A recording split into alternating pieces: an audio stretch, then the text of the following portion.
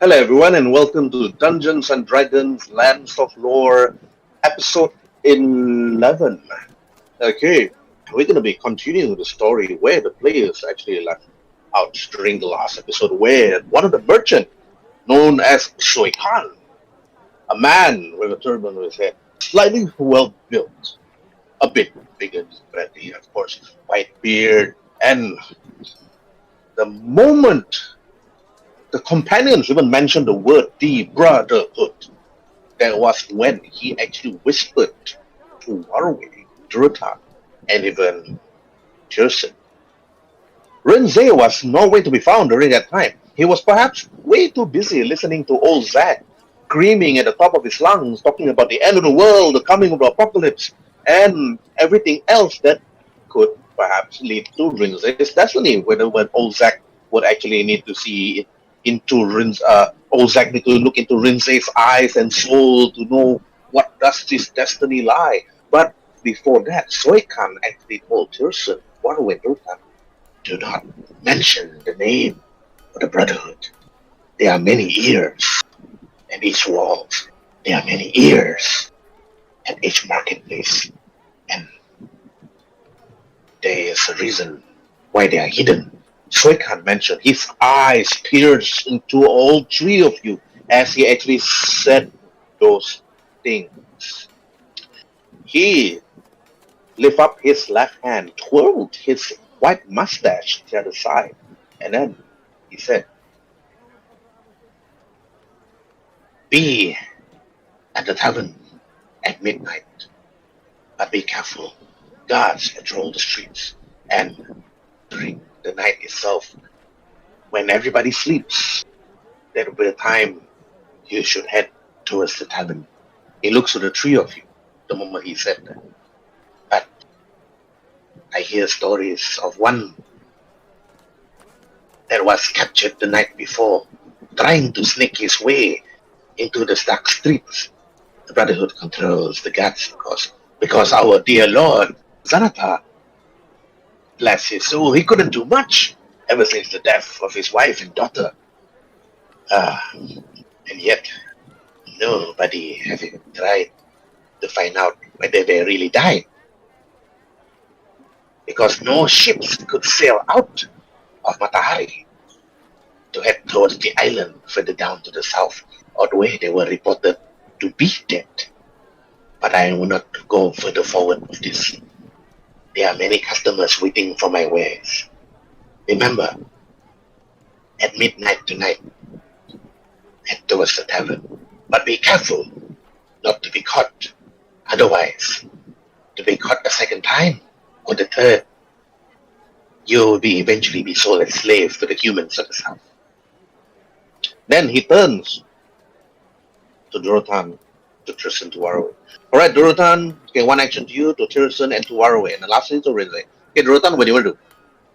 Okay, since he mentioned we have to go there at midnight and whatnot, I look to him and say to him, Is there any way to go I don't know, like midday and just stay in the tavern until midnight? It's a bit risky to leave it in the middle of the night with the Roll guards around. persuasion. okay, I agree, Okay, Durotan. You've read my okay. mind. Tyrson also roll for assistance. Tyrson first, then Durotan roll. Then, depending on Tyrson's roll, you get advantage. Durotan. yep, Yep, it's getting there.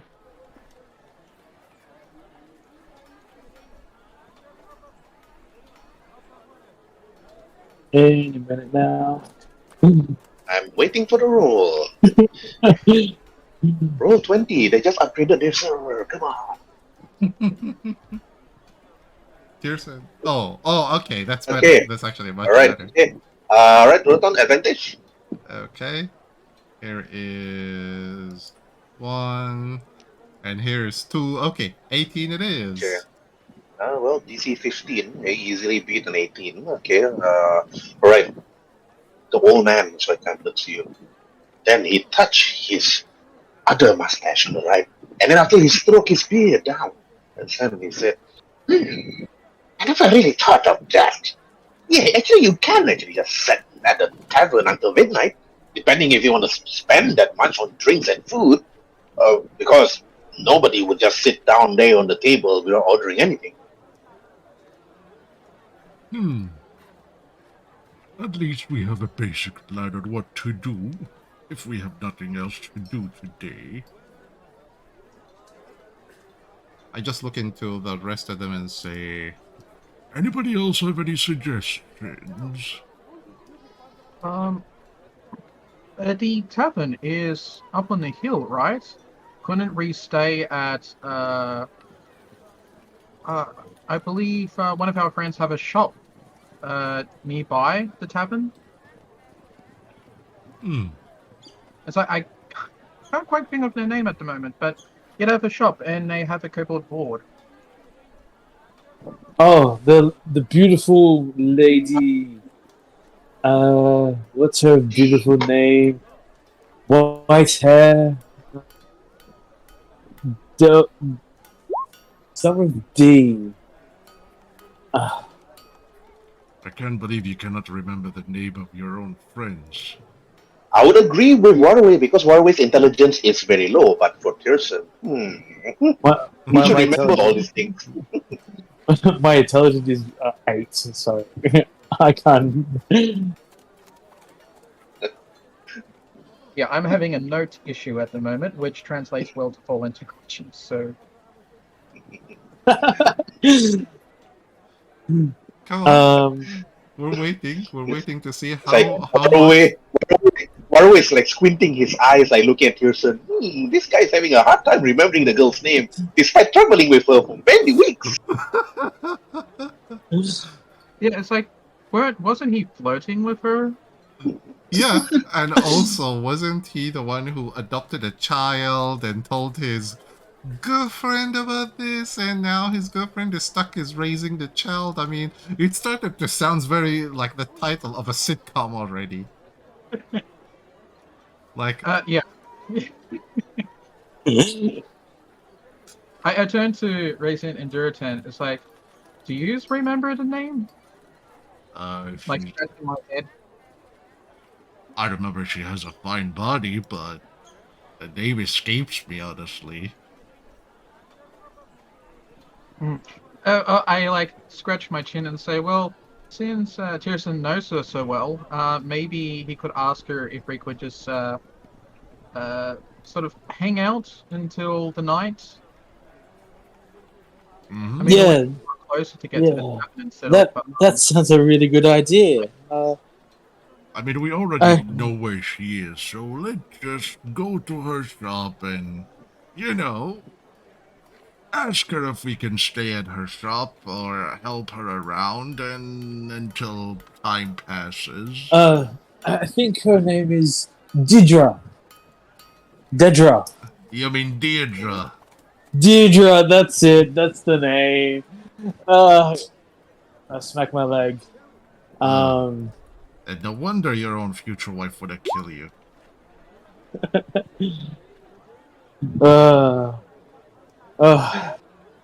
So many depressed.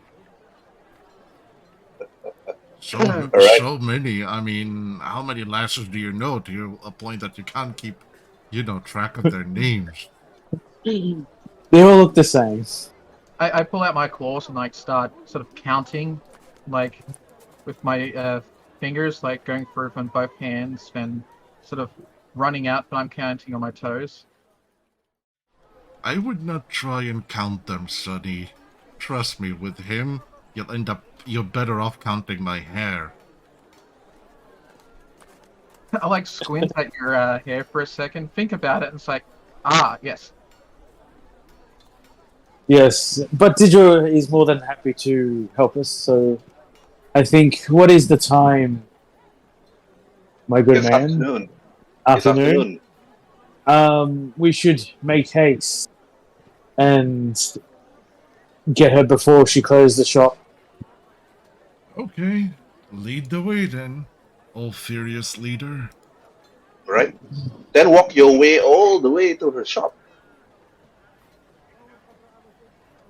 I'll just teleport myself exactly Yeah. near her. That's what I did. Mm-hmm. Roll Well, 20. she's here. She has the lovely caravan. Okay, I give the horse a scratch. And You scratch the horse. The horse is actually very familiar with you after traveling with the horse for a very long time. Roll for animal handling with advantage. yeah.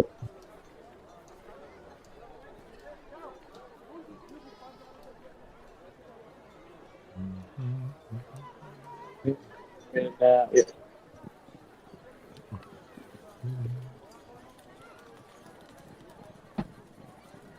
Okay, let's walk in.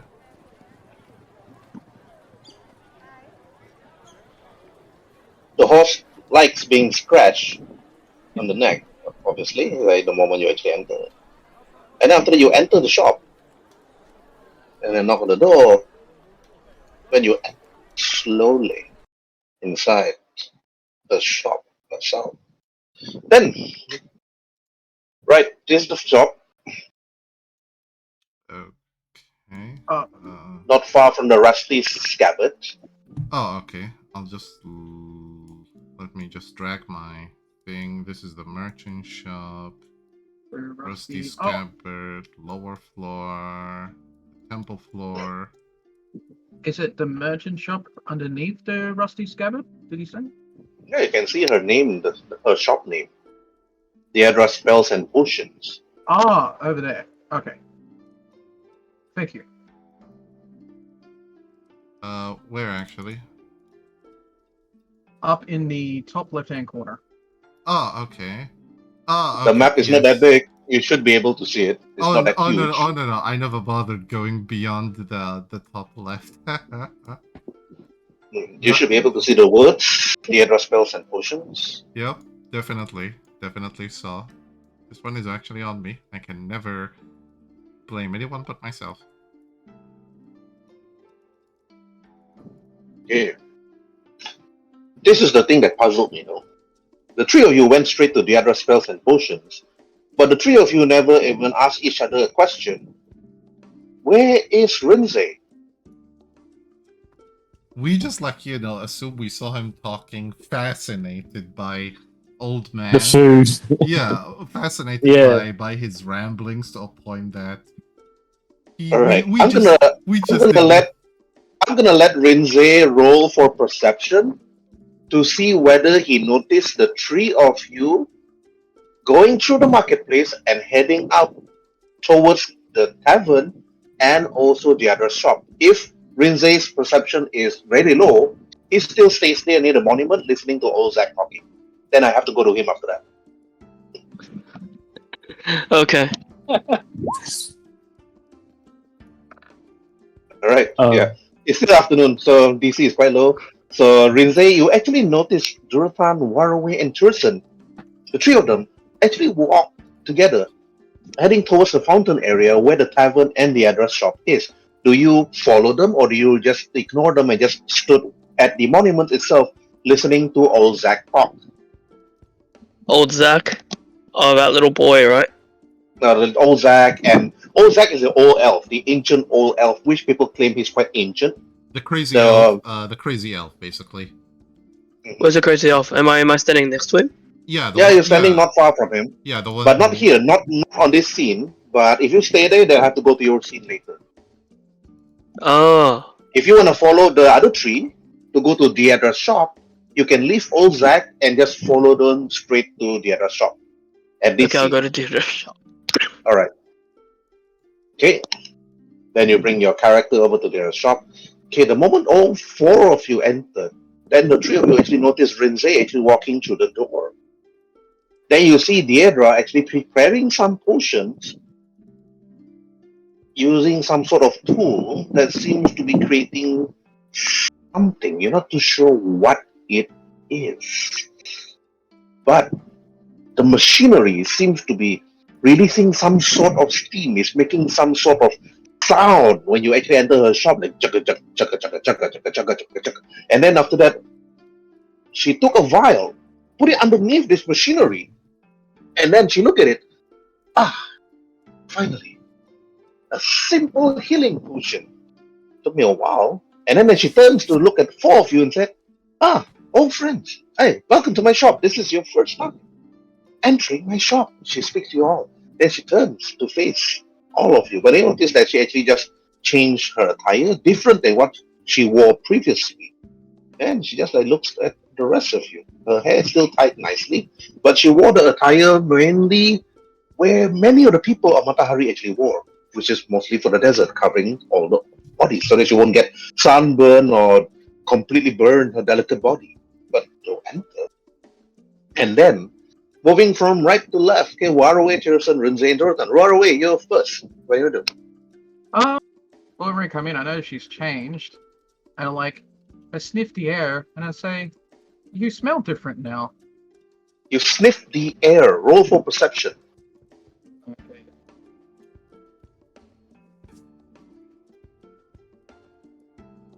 Did that Air confirm? around you, it smells. The whole shops, the whole place smells so different. Actually, it's like it smells like pungent.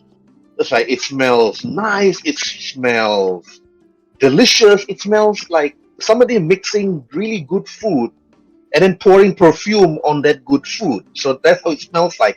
And then somebody taking a dump on that really good smell and then just smother it all over the place. So that's how it smells like right now to you.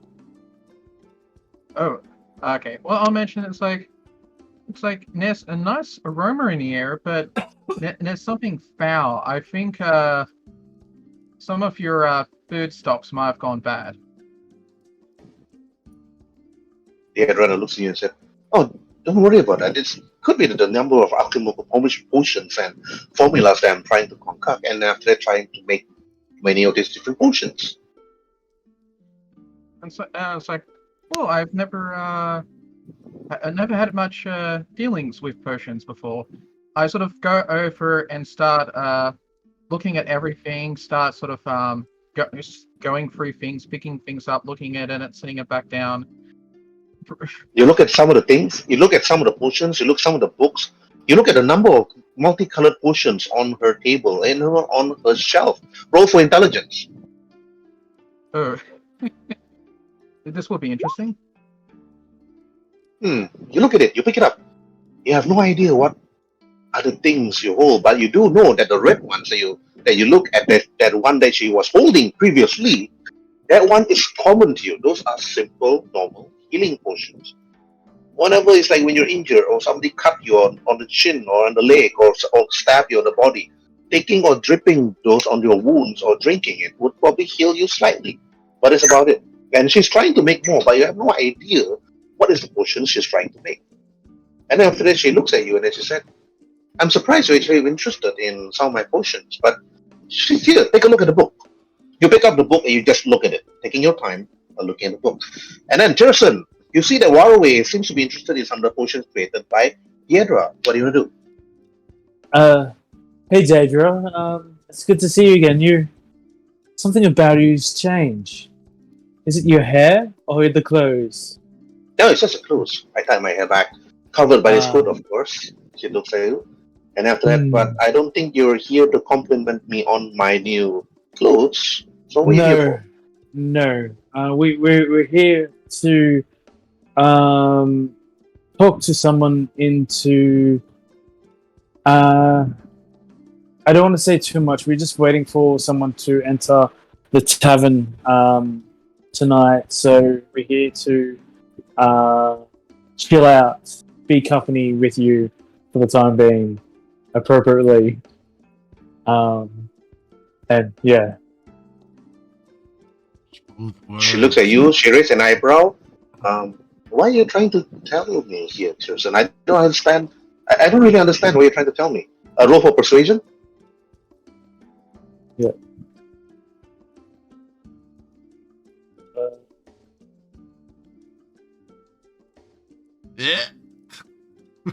Yep. Natural one. She crosses her arm, she looks at you, she put one of her hands on underneath her chin. Huh. And then she totally turns to Rhin'zey and to Durotan. Rhin'zey, what is your friend trying to tell me? No, I'm still trying to figure out how it works. It baffles even you and Durotan. What is Tyrson trying to say? It's as if the bonk on his head, maybe the fall probably from the tree, maybe made him lose maybe his wisdom and intelligence score by 1. Mm-hmm. I basically say to her, What is lovely boy over there trying to say is it okay if we help you around your shop until, just before the closing time? We got an appointment in the tavern and, we got nothing else to do, so we decided to come around and help you. That's what he was trying to say. Sorry if you needed some translation. I know. You don't... Thank God you don't speak idiot language. I'm here, that's why. Right. Killing loved ones is hard. Okay, Tyrson, you heard Durotan saying, it's like, dear, I don't understand idiot language, and you heard that. Roll for wisdom savings throw.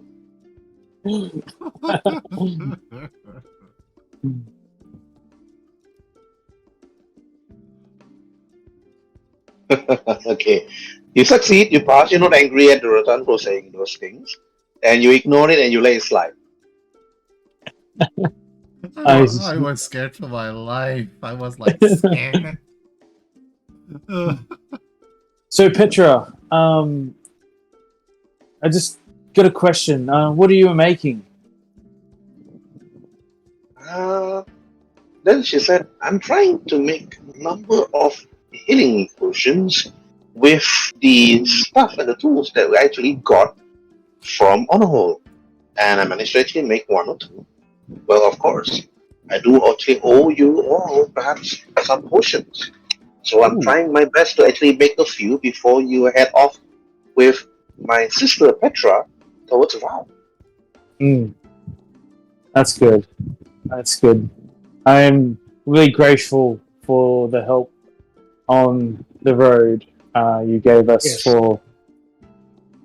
Unless, of course, if you would know how to actually craft potions, if you know a bit about alchemy, it will really help. However, I went towards the tavern to look for Elgen. However, he's no longer in the tavern anymore. Either he left together with the others, but so far I didn't see them at all. So, since the 4 of you here decided to actually stay until my shop closes, and I believe I could probably need some help if you know how to help me. Sure can. We will give you ingredients and you'll be hard at work. No, I have all the ingredients I have here right now from Honorhole. The only thing I need now is a helping hand. We can do that. Okay. So she actually agrees to let 4 of you to actually stay in the shop until it closes, which is around 6 p.m. And after that, all shops need to be closed. Any shop that closes around this time, there's a law for it. They're not supposed to open beyond that. Otherwise, they'll be fined. So, you could stay until midnight, but during midnight time, you need to leave the shop, and then you need to sneak your way towards the tavern. It's not going to be as simple as dragging your character from one shop to the other. It will be from the city shop itself to the other shop near the fountain, which will be later on. So now you're going to be helping her create potions. So do any one of you all, or any one of you guys have any alchemy tools? Nope. Right. No. I don't, but I pull out an empty potion bottle, and I sort of with the book in one hand and that, and saying, "Ooh, can I make a potion?" Yes, you may. I have a bottle. Yes, you can. I smell a disaster happening. I will sort of reference the book a little bit and go over the stock of what she has, and sort of sniff a few things, sort of taste some things, and just sort of things that I like. I'm just going to put together and see what try and make a potion. I'm not at the intelligence, so I think I'm making a potion. Okay. You mix and match. You mix and match. So, because you don't have the proper knowledge for using the alchemy tool, so I'm gonna let you roll for. Okay, I'm gonna let you roll for one thing. You need to know the ingredients and the herb that you're using. You need to roll for nature. Okay. If nobody assists you with nature, you're doing it with disadvantage. Okay. If somebody assists you with nature, then that disadvantage become a normal roll. If somebody else, a third person rolls nature, you get advantage. I'll assist you with nature. Like you see Durotan when you. Sorry, system. Can I do that? Mm-hmm. When, you see. Yes, you can assist. You have the books. You already have the book, but reading the book, you have neither head nor tail, not sure what are you mixing here. What are you doing at the moment? So Deirdre is there to actually tell you what you need to do. That you mix this, you mix that. If you can achieve a certain number of rolls, then your next time you're able to make potions by yourself. That is neat. So, so with the helping hand, it's just one nature roll. Let me roll first so that I can make it into Okay. a normal roll, and then if somebody else chooses to assist you, it will become advantage. Yeah, I'm gonna assist as well. Okay, So I'll roll after you. Mm-hmm. All right, please roll. Okay, now it's normal, and we just wait for Rhin'zey. Deirdre is teaching you to make a simple healing potion. Now you have advantage. Okay. Cool. One more time. Oh, okay. It's not great, but Not good, but not great. yeah. First attempt, without potentially, mixing something shouldn't be mixing, killing the soul. Mm-hmm. Okay. Deirdre then looks at you. Waruay, you need to mix this ingredient known as the red amanita mushroom. Pound it, boiled it. You pounded the red amanita mushroom, Waruay, with the assistance of your friends. They pound it together with you, they put it nicely, they weighed it nicely, they put it into the boiler and then they boiled it. And then after that, all of you then rolled to assist. And then from there, then Durotan actually assisted you, DC 10 only, okay? So you get advantage, you remove the disadvantage. And then after that, Rhin'zey helped you again with nature, so you roll with advantage. So now your nature of 11, you succeeded by beating the DC 10. Okay, after that, now after doing that ingredient itself, now you actually concoct it to make it properly, which will take longer than usual. And then after that, then Deirdre said, this will take a number of time. Since you already just started, you have to come back tomorrow. You have to come back tomorrow in order for you to actually, for the potion of healing to actually be complete. So now, after that, now you need to roll for medicine check. Alrighty then. All of us or just him? You need one person to be the catalyst. Then the others are just giving advantage. And then if you roll higher again, you get advantage +2. Oh, okay. Whomever. I'll assist him again. Mm-hmm. Okay, go ahead. I'll assist as well, so I'll roll. Yeah, thank you. No, it's like this. I'll show you. I'll help you. You do this. You gain advantage. Durotan being in the mountains all his life, he knows. No, this is how you do it. You know how it's done. But you tell Tyrson is wrong, Durotan. You look at Tyrson medicine of 9. He's doing it wrong.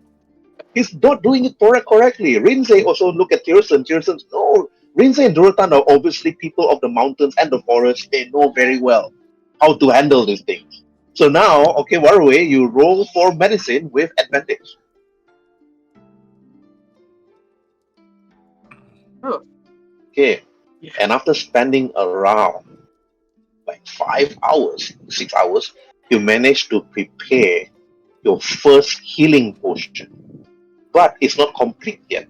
Then after that, Deirdre took those ingredients from the 4 of you and then put it into the machine. Put one simple vial into the machine, and you see the machine start moving and then shaking that vial, shaking it. And after that, she said, Alright, Waruay, let's see if everything's done. If everything's perfect, you have to come back tomorrow. And you will probably have your first healing potion if you're able to make it perfectly.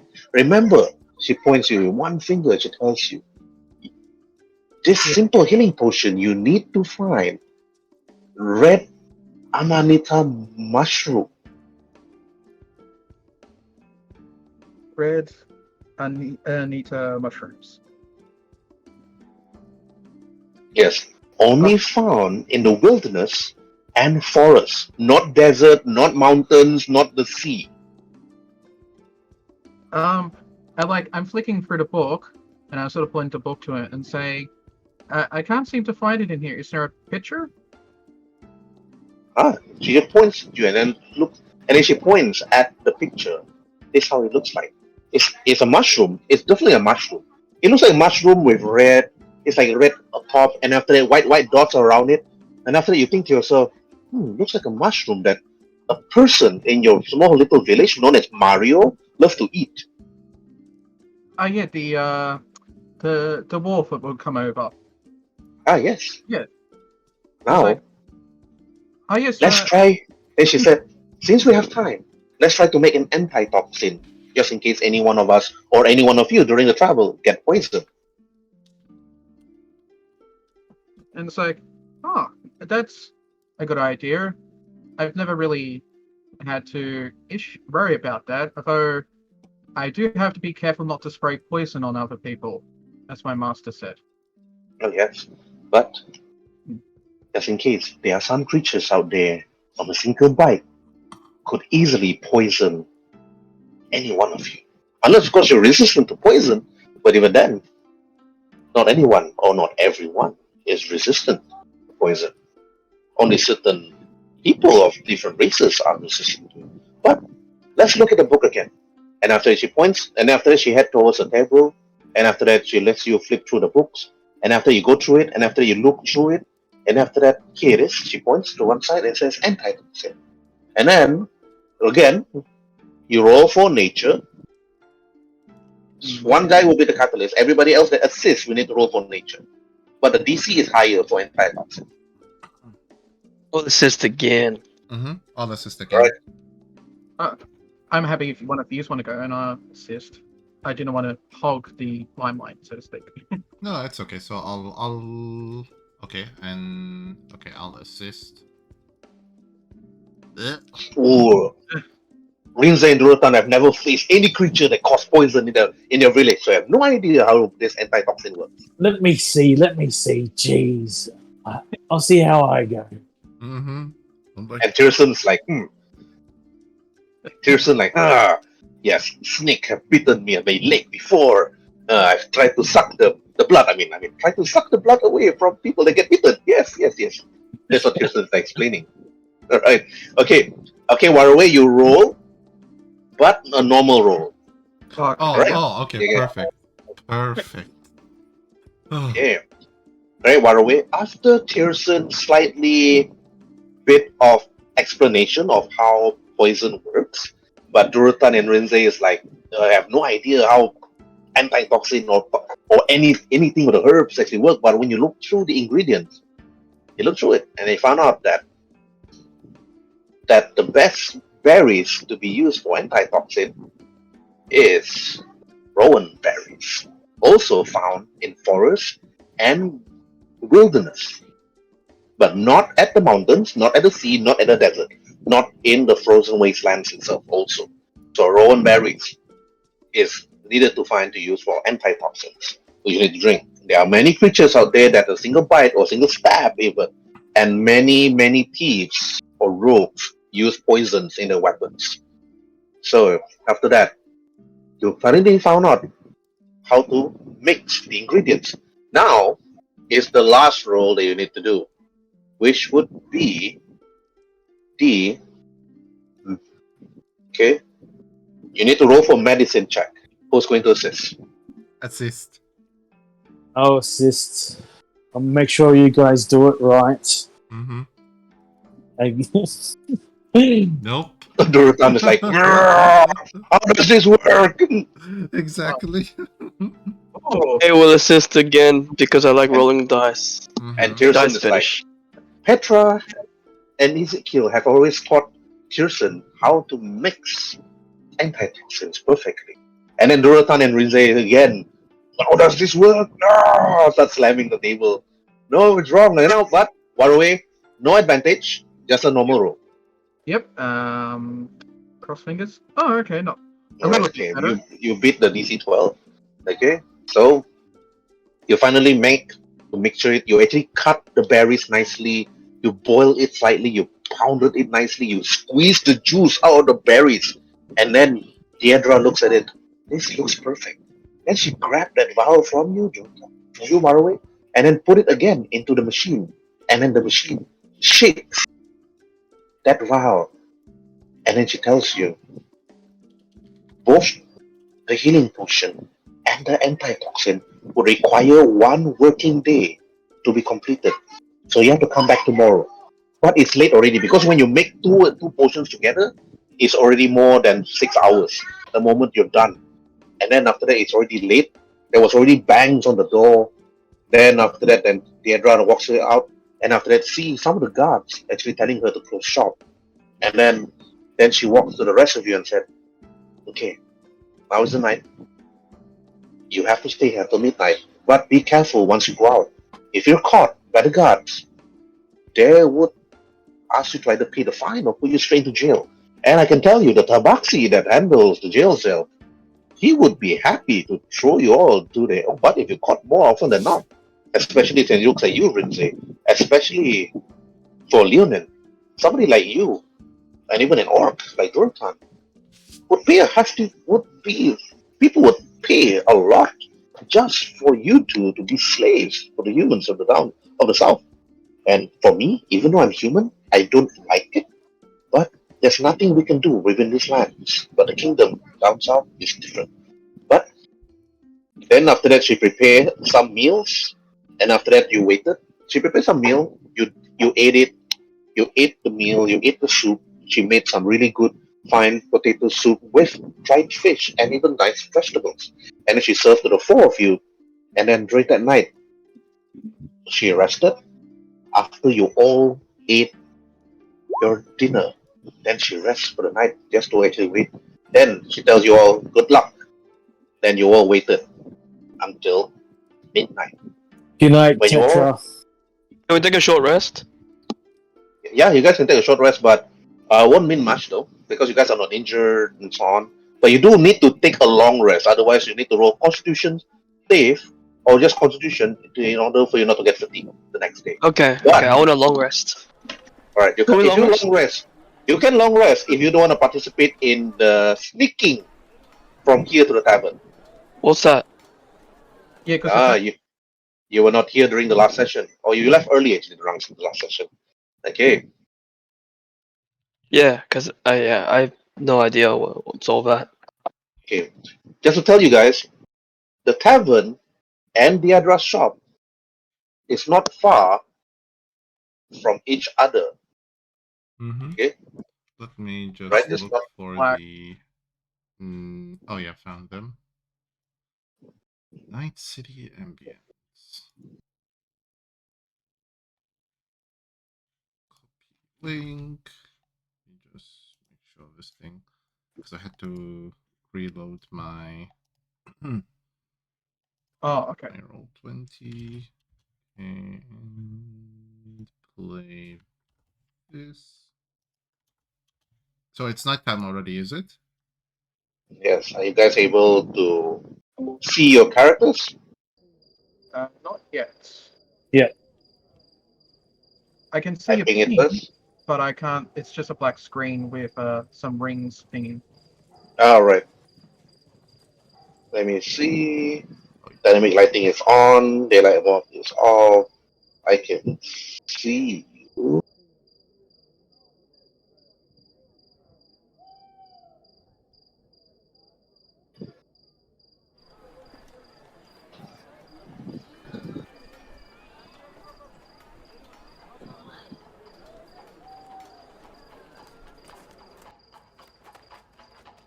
You gotta zoom out if you're gonna see yourself. If it's just black. Mm-hmm. I'm still loading and I had to like reload the page, but yeah. Now I know why. Wait. Yeah, you guys did a sneaky. I'm gonna take a long rest. Okay, gonna It'll give open up. Waruay. I'll just refresh my page. Mm-hmm. 1 moment. I have the page, so it's fine. Oh, finally. Oh yes, finally. Yes, now I can see.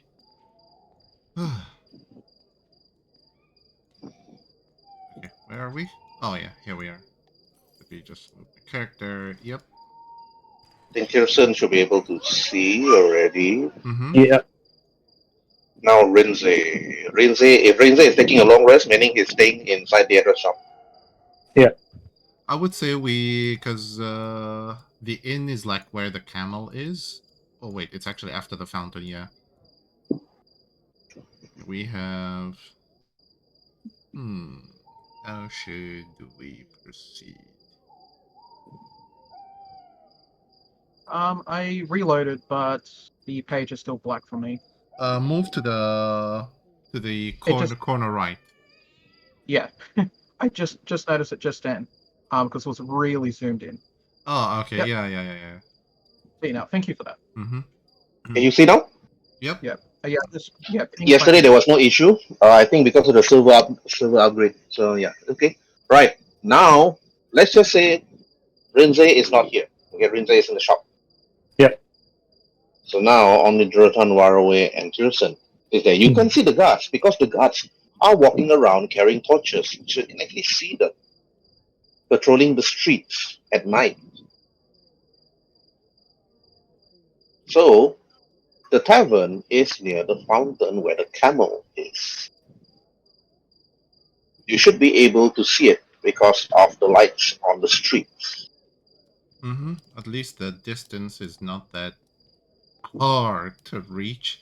We just have to, wait for the right opportunity to move away. Oh, wait, so where's the tavern where we need to go? Can someone ping Yeah. it for me? Oh, okay, thank you for that. Mm-hmm. Right. Now, sneaky mission. Of course, I would turn on Metal Gear Solid music, but it's not appropriate. So now, roll for stealth. Okay, stealth time. Oh god, no! No! Can I want to use my inspiration for this. You make loud noises when you climb the wall, when you actually sneak, and when you put your big, huge body at the side. Maybe you should have listened to Rhin'zey's advice, Durotan, and just sleep for the night and let the small, nimble people to do it. He's like rethinking his, the stealth and the fact, yeah, he's like too big and too bulky for this, and he's like, I think I You're will hinder you're you. kicking barrels, you're like hitting walls and rocks, making so much noise that you're that what?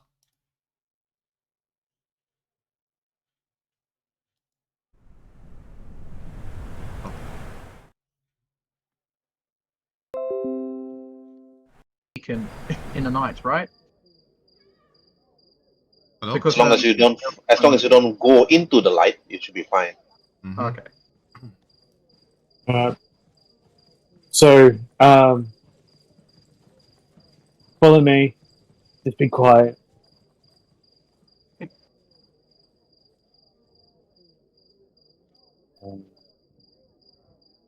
I just follow quietly. Okay, when you stealth, right? Use the measuring ruler up to 60 feet. You can only move up to 60 feet. Per character, only 60 feet. Then you roll stealth again. For every 60 feet, roll stealth again. Okay. Ruler. Because I'm rolling perception for the guard right now that you're looking at. Do we? But because I roll very low for his perception, you notice the guard is like yawning. I want to go to bed. There's nothing much here. That's what you hear. Do we do a measuring for each character or? No, you're only when you move your character you have to measure. For every 60 feet, roll stealth. And we have to go to the tavern, which is not that far from here. Like, it's near the camel where I'm pinging, Yes. basically. And Yeah. only stands between us is that guard. So, stealth.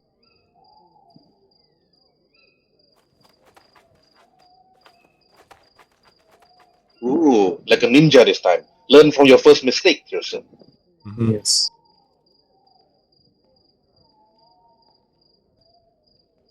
You move from building to building. But Durotan is still loud as usual.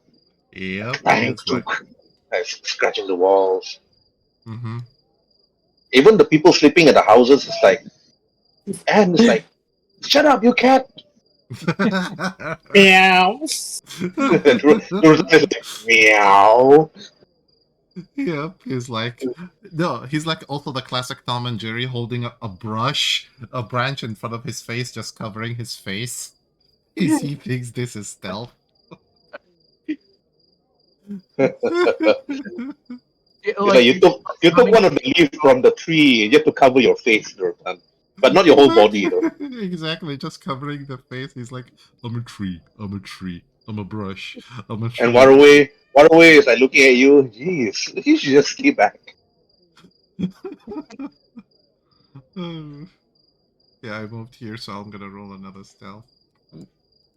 Please give me a good stealth. I'm rolling perception for every stealth you guys roll. I'm rolling perception. Where did Durotan go? At he the stopped back. a little. He's a ninja. I'm at the back, like basically, yeah. At least I rolled above 10, which is okay. When Durotan catches up, I'll give him some advice. I'm staying stealthy. Mm-hmm. Like, you need to step on your carefully. Try not to step on loose gravel. Oh, okay. I'm just As- happy that, I can smell the ale in the air. Ah.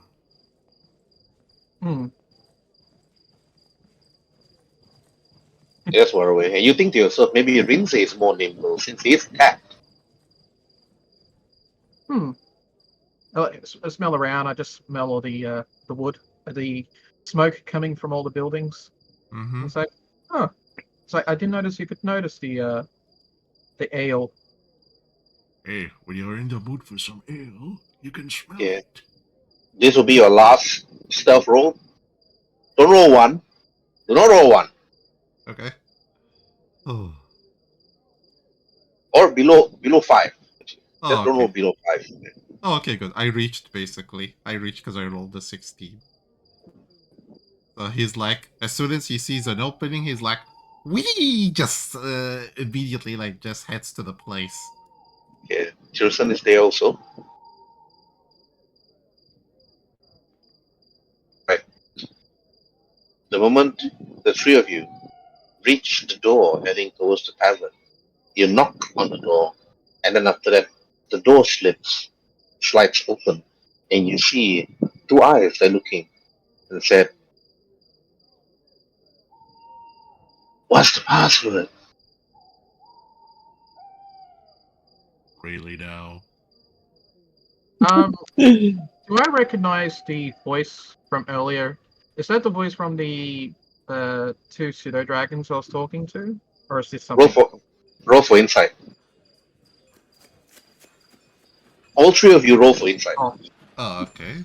Insight it is, and... I'm just Okay. too excited we're working together. Alright, Durotan. There's no password. There was never any password given to you in the first place. And then the person that slid their set and asked, "What's the password?" Mm-hmm. How do you respond? For Tyrson and Waruay, there was no password given. Did they miss anything? Did Tyrson and Waruay forgot something? They can't remember. But for you, Durotan, there was no password in the first place. There was nothing given. But I just say to him, There is no password. then the two eyes looks at you. Okay, you may enter. My heart was pounding non-stop. You have no idea the fear in my eyes. I'm like, The three of you entered the tavern, and you see a particular man.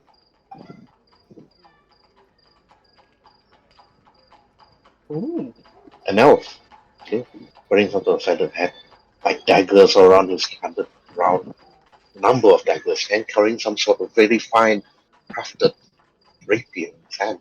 And then he said, "So you must be the tree." He speaks to you, three of you, in a very nice, low-tone voice, but he said, "So, I heard that you've been looking for the Brotherhood. Is that true?" Then we're going to be moving from Waruay, Tyrson, no, from Durotan to Tyrson and Waruay. Okay, Durotan, your first one action. I just say to him, We are. And who are you first, stranger? Ah, forgive my manners. My name is Rio Soft Knife. I am from the Brotherhood, but you can call me some sort of disposition together with them, or perhaps I'm not really Brotherhood, but I'm with the Brotherhood, if you know what I mean. Then to Tyrson, what do you do? What action? Well, I'm after the person who we can negotiate this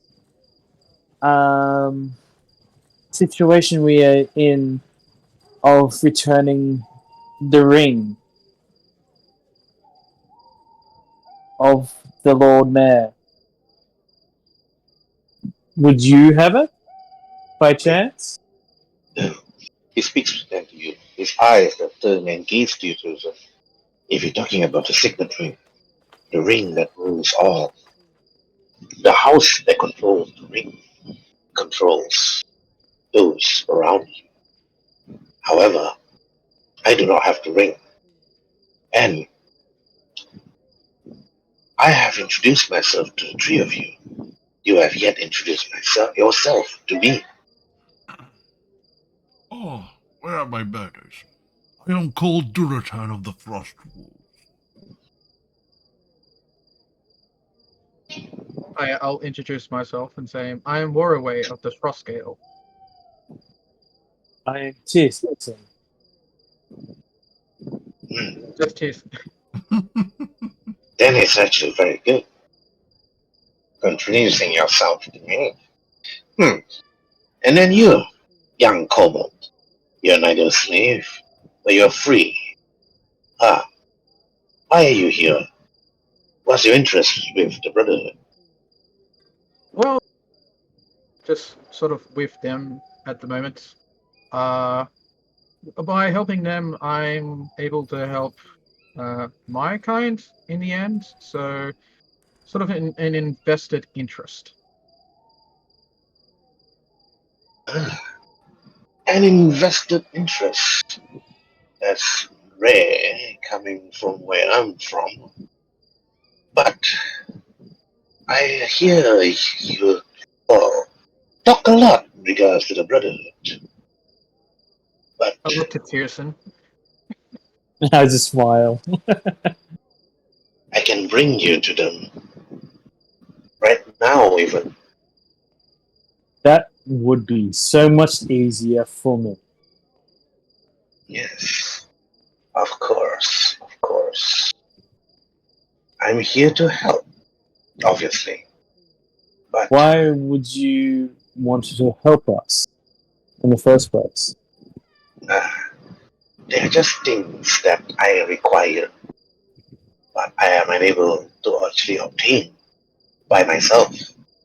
But since that you and I have similar interests in terms of Brotherhood, then I guess we have similar goals, but different objectives.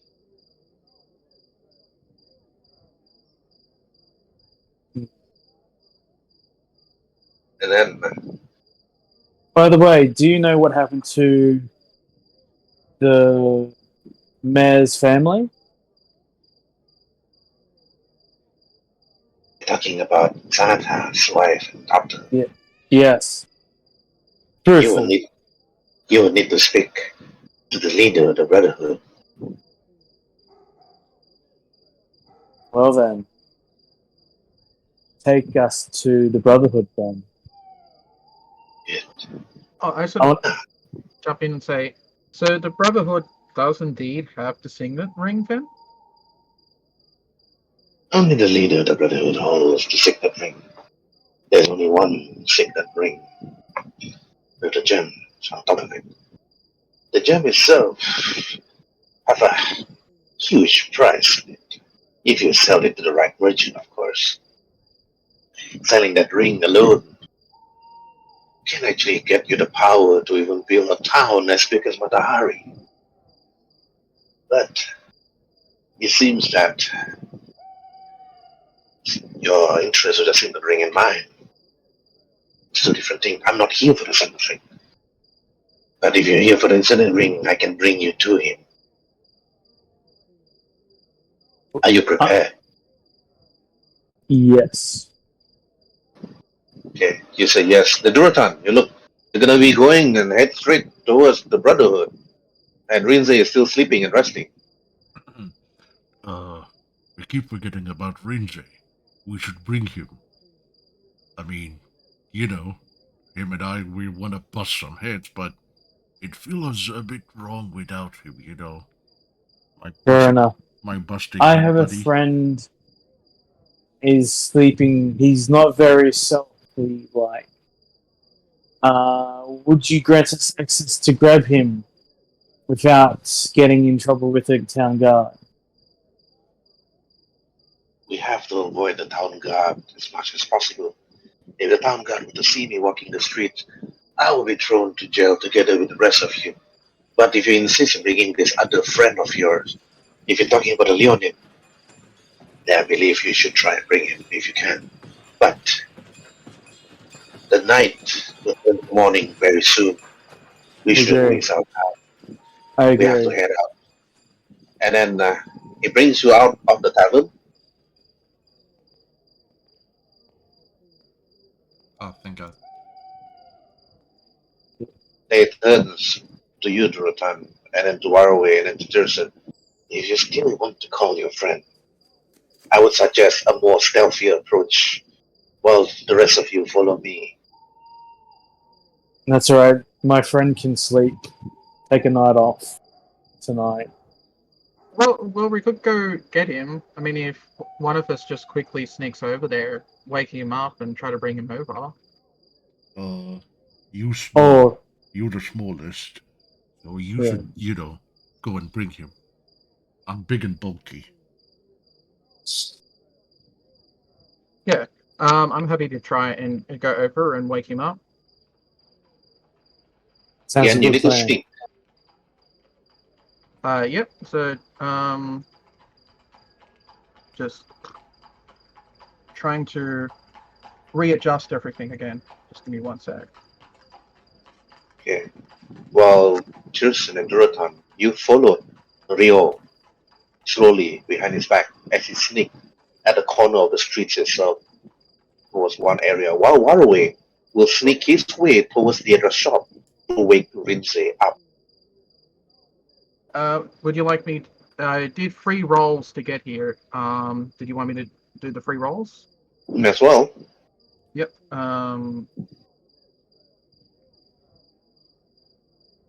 okay, the 7 and the 11. Okay, I'm going to be rolling for perception for the guard. There. That would be the first roll up to there. Mhm. Then the second roll, I made it to here. So it would have been in between here. Okay. The second guard, Sonny just turned. You actually accidentally stepped on a few buckets that actually made some noises. Not loud, but it was loud enough to actually alert the guard. The guard actually then looked at your general direction or away and he said, "What is that?" Who is that? Show yourself. Roll for stealth. Again, if you fail, it's gonna raise the alarm. Okay. I meow. You made a perfect meow sound, even better than Durotan. I remember Durotan doing it. It's like, well, that worked last time. And then the guard that looks, it's just a cat. Must be very sleepy. Then after he just slowly walks away. Must be the wind. No, the guard walked towards the area where Waruay is in, like 5 feet. The guard is literally just standing 5 feet away from Waruay and looks around. It's just a cat. It must be the wind. And walks away. I'm here, out of character. You gotta wake me up via RP. Alright, okay, Waruay. You arrive at Driadra's shop. You enter the shop. I'm not going to switch scene. You see Rhin'zey sleeping nicely with his sack on the floor. It's like sleeping like a cat, like curled nicely, like a tiger that just had his full flesh meal. I will try to wake him up the same way as I tried to wake Durotan up before. I'll go up to him and sort of shake him a bit and say, Rhin'zey, Rhin'zey, and slowly get louder and louder, like, and more obnoxious, trying to wake him up. I roll around in my sleep because I feel like there's like a little buggy or something like that. So I just roll around, and then he gets loud enough for me to hear him, and I open my eyes, and I'm like trying to figure out where I am, what time it is, what year it is, whatever, until I get my senses back, and then I roll around and I see Waruay. Is it? Yeah. Yeah, I'm like, what time is it? And I like think for a minute. It's like It's past midnight. Way past midnight. past midnight. It's midnight. Yes. It's like, oh, the others wanted me to come get you. We found someone who's going to take us to the Brotherhood right now. So, and it's like I start sort of like shaking you, like sort of excited. It's like, so we need to get going. So it's like we could be having combat soon, fighting or stuff. I stand up in a 90. I stand up in a 90-degree angle, like how Undertaker wakes up. I'm like, combat, doing things. You serious? Yep. Yeah. Let me just stand up and Are you get my Warhammer. Are you awake? You want me to help you wake up? I mean, I think I'm woken up. If you can't tell, I don't think I sleep in my. I mean, I don't think I talk in my sleep. Uh, And I'm responding to you. I'm looking you in the eyes, hoping I can scare you out of it. But I'm gonna stand up now, and I grab my Warhammer, my armor, and we can go. just before we leave, it's like, be careful of the guards. They're a little anxious with all the cats running around, and I sort of leave right after the outside. Good. If you're using the back way, roll for stealth with advantage. If you avoid the guards stay, because the guards already ignored you the moment you roll that 19 on stealth, he just like walks away. Do I get a normal roll on stealth? Right? I think I get a Should be. normal roll on stealth. Let's see. Yep. Okay. No, Waruay managed to slip his shit. way perfectly. 7 would pass also. I mean 19 would pass. Okay. Well, I got disadvantage because I'm wearing heavy armor. So. Alright. Mhm. Okay, roll again. You're just lucky that the guard actually walked away from the scene. Put yourself here, Rhin'zey. Oh my gosh. Actually, here. I can roll a natural 20. Mm-hmm. No, it's not. It's not. I got Yeah. +2. Yeah, it's a Where dirty. do I go? It's a dirty. Just put yourself here now, where I'm pinging. Where am I? You're Okay, where I am. Yep, Yep. exactly. I'm a bit tiny. I am. Oh, Tepes. Okay. Mm-hmm. Where I'm I clean. can't find me. Okay, wait, there it is. Alright, yep. you're still a little groggy. Right there. Yep. Now roll again with advantage. As for Okay. Waruay, you should be like here, like right near us. Oh, okay. Hey. Either way, I got a nat 20 on it, so Mm-hmm. You're Uh, like perfectly doing ballet movement and everything. Okay. Oh my gosh, look at these rolls. Okay, you're here as well. oh, I come up and sneak up on you and just say hi, standing right behind you. Boy, natural 20. Yes, she just like appeared just like that. Oh, there's combat. There's combat. We're gonna kill things. Yeah, but Maybe. everybody's sleeping. Oh, Don't worry. Sleep is for the Here, dead, Rhin'zey. and that's where they're You gonna see, be. Rhin'zey, the moment you arrive together with Waruay, you see Tyrson and Durotan was already waiting for you at the corner street where nobody else actually walks. But what you also notice is an elf. It's like nicely dressed elf with daggers all over, like nicely strapped on his chest and carrying a really nice rapier on his left side. But as he sees you, he speaks and said, "Sorry, you must be the Leonin I heard so much about. Rhin'zey, isn't it?" he's my Yeah, he's my smashing buddy. that's my name. I'm called Rhin'zey. What do you want? Oh, if your friend Durotan says that you're a smashing buddy, let's hope that tonight we don't have anything smashing to do. Then he suddenly do a simple whistle that sounds like a bird, and you see a man appear before him, then looks at the rest of you. Then he speaks. The man with the dark hooded cloak that speaks out and said, "For the silver-haired maiden, for she may live." And then the elf that bowed, "For the silver-haired maiden, for she may live." And then after that, the man opened up a hidden door behind the wall to reveal a staircase leading down. And then the elf turned to the four of you and then said, "Follow me. Do not do anything rash.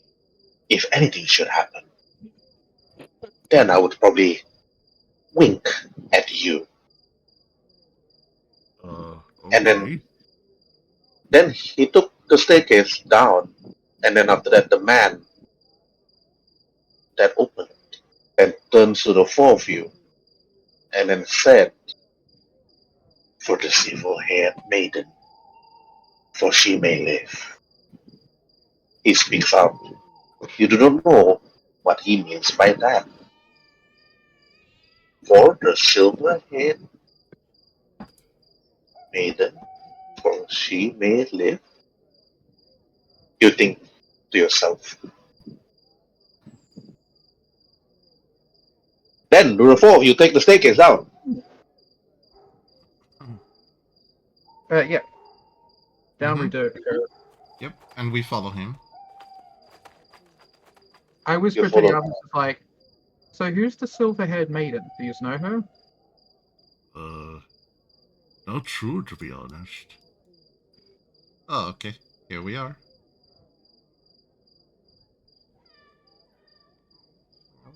Oh, very nice. Keep going down the stairs. Elf I looks see. to the four of you. Don't do anything rash. Follow me slowly. When I move, you move together.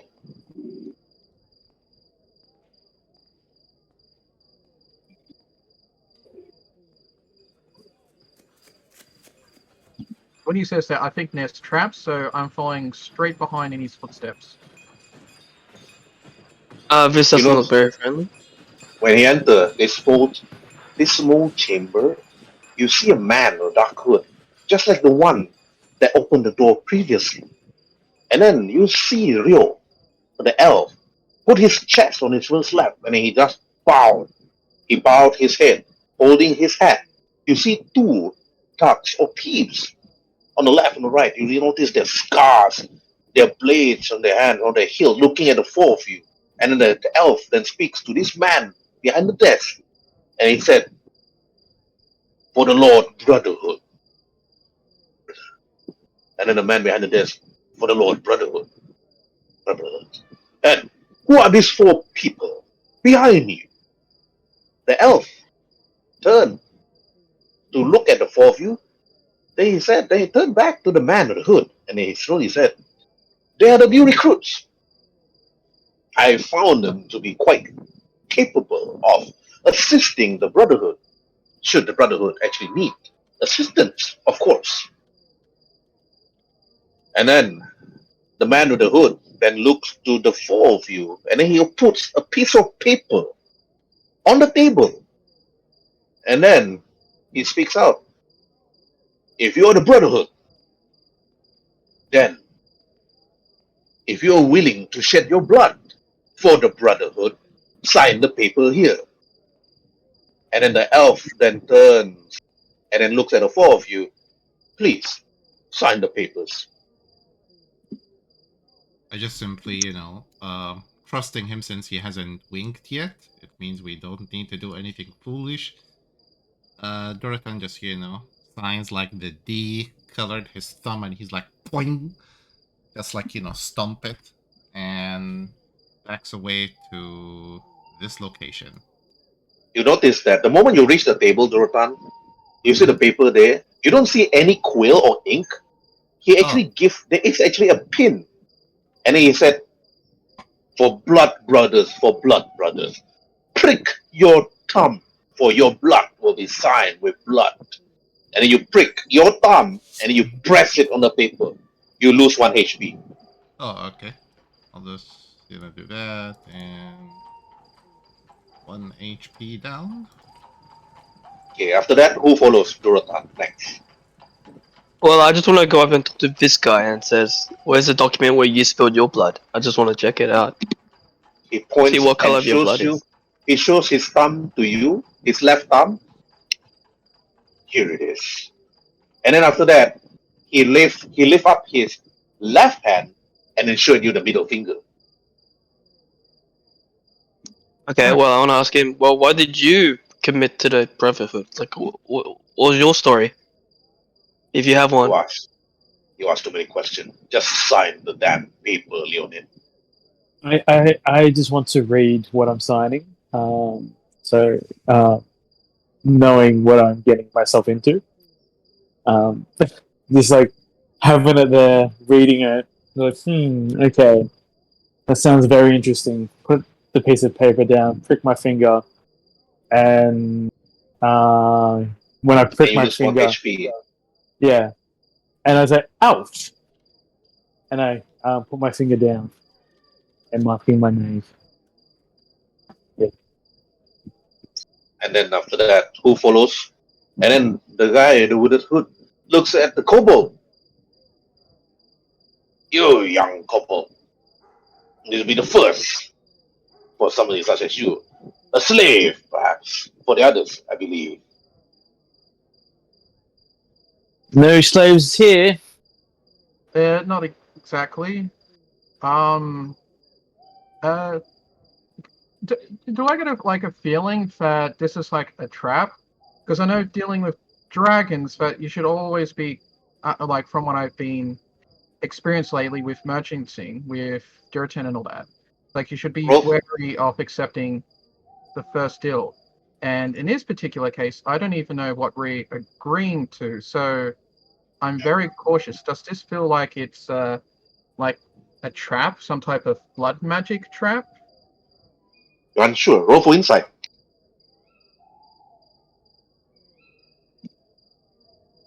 You look at the elf, the rogue elf on your right. Yeah. You look at the hooded man at the first wall. You look at the paper. You look at Durotan. He seems to be fine. You look at Tyrson. He seems to be okay. But you don't see the rogue winking at you. He just stares at you. And then after that, waiting for you to sign the paper. Come on, where are we? Let's not waste any time. It speaks to you, the elf said. I'm not quite sure if his intentions are. I'm not quite sure what even his intentions are. I want to have a look at what it says on the paper. What am I agreeing to? Okay. You look at the paper. It's quite thick, actually. And then after that, you see the paper, you take your time, you roll for intelligence. You're doing a lot of reading today. Yeah, I don't Take your think that's the time. right one. Okay, nope, wrong one. That's not intelligence safe. Intelligence. So I just click intelligence. Mhm. Yeah. Oh wait. Yeah. Oh, there we go. Yeah. Now we'll take the 11. 11. Right. You look at the paper. It's quite a lot. You're not too sure what you're reading. You don't even understand what they're even writing. And there are a number of papers there written in Elvish, written in Common, written in Silver, and many other more. And there's just too many to read. But the rogue tells you, we don't have much time.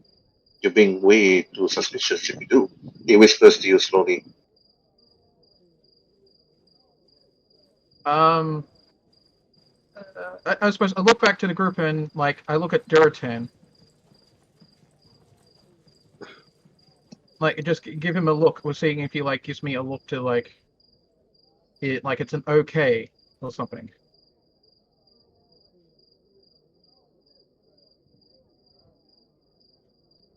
Okay, Durotan, what do you want to do? Okay, I think he left. He said he's going somewhere. Okay, Tyrson, you roll an insight. Yes. You look. Yeah. Okay, yeah. You look at the roll. You look at the roll. He didn't wink. He just stares intensely at Waruay, waiting for Waruay to prick his small little thumb on that needle and then put that blood of his on that paper. While What? intensely, the man with the hooded robe at the other end of the table is just waiting for Waruay to sign, and he just says, "Are you going to join the Brotherhood or not?" He speaks. Come on, Huawei. It's You okay. see the two. You see the two guards Yeah. taking out their blade, and then after that, again, the hooded man said, "Are you going to sign and join the Brotherhood as you agreed upon, or not?" Seeing how the others have done it and feel like I probably don't have much choice here. I don't want to start something. I will heavily, reluctantly prick my finger and put my mark on it. Okay. Then after that, you hesitantly just prick, you lose 1 HP, then you put your blood on the paper, and then the hooded man lastly look at Rhin'zey, the Leonin, head towards the table and sign your signature with blood to join the Brotherhood. The hooded I man walk up. speaks. I walk up to him and I look him in the eyes and I don't say a word and I just quickly get it over and done with, prick my finger and put my thumb on the piece of paper. You prick your finger, you lose 1 HP, and then after that, the hooded man then took the paper and put it nicely, and then he bows to you all. He put his hand to his chest. They bows loudly, "Welcome to the Brotherhood." And then after that, the 4 of you follow the same gesture. I welcome me to the Brotherhood and I pat I myself on say the back. in Elvish, what I repeat what he just said to me Mm-hmm. and bow. Okay. Yeah, but I'm just going to do it in common. Mm-hmm. I'm not going to do it in. And then after that, Rio also did the same. He put his hand to his chest and bowed to the 4 of you. Welcome to the Brotherhood. And then after that, he take a deep breath and then, okay, roll for insight when he did that Okay. on the rope. Oh, okay. Inside? 5, okay, Durotan 5, Waruay 11, Tyrson 16, and Rhin'zey inside. Insight, okay. Load up. Insert. Oh my Oh. gosh. You don't. Okay, only Tyrson, you noticed this about the rogue. He took a really deep breath, as if he was so worried something might happen because Waruay's hesitation in pricking his finger. You notice that he was actually panicking for a while. And then after that, but the others, you don't notice anything with the rogue, only for Tyrson. But he slowly walks away, and after that, he turns to the four of you and said, "Everyone, please follow me. Since you're part of the Brotherhood, I want you to meet the Blood Brother." Mm-hmm. Got a quick question. Do we get a booklet about the rules? He laughed. If you're interested, you can always come back here and read through the whole files again. Okay. Then he turns to a corner, a T-junction that goes to the left and to the right. And after that, he tells the rest of you, to my right is our store where we keep many of the equipment that we've taken from the people of Matahari. And many items from the shipping that arrive, we keep it here. But it is heavily guarded, so be careful when you tread. Follow me.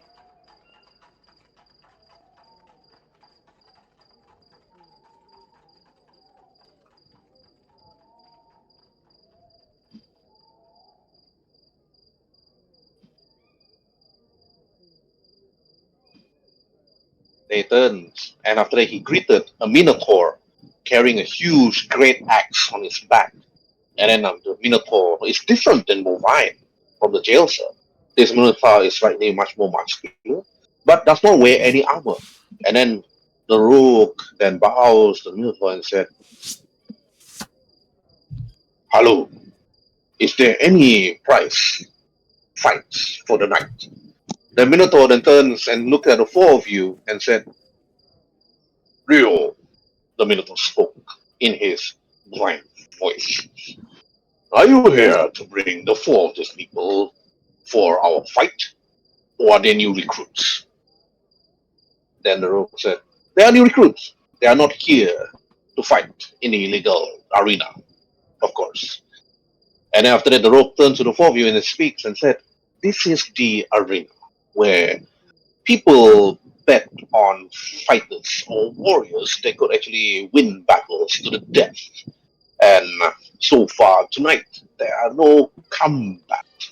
We have an understanding with the, of course, with the Tabaxi Segru in regards to this. Segru would actually capture people that try to sneak the night. And if none of them could pay the fine, they would be sent here to fight for their lives. And if they win, then they get to bring those riches with them and perhaps even leave town. If they lose, well, sorry for them, then their bodies will be disposed of. Okay, Rhin'zey, you stood next to the Minotaur. He's taller than you, roughly about a feet or two. He looks down at you and said, "Leonin, you're strong. Are you here to fight or to join?" How do you respond, Rhin'zey? What's the difference? Well, as part of the Brotherhood, if you were to win combats against the slaves that are captured, the Minotaur spoke, then the money that you get would be used for the business ahead. Maybe even, if you're lucky, you might even be the head of the Brotherhood if you are able to win against the leader of the Brotherhood, of course. So far, he have not lost any combat. But Rio here would bring you to see him. Rio then turns to the Minotaur and turns to you, Rhin'zey. Let's not waste any time, the rogue said. Let's meet, brother.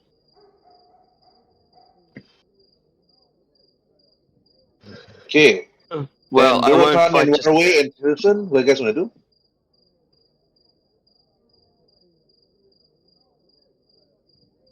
Okay, Durotan, what do you want to do? Just simply, follow the roll since he hasn't given the wink signal, and I tell Rhin'zey to. Rhin'zey, we should come meet the Blood Brother. We'll come back and have fun in the arena later. Okay. And I just, continue. Gosh, I'm itching and- for battle. You'll get your chance at busting some heads, just,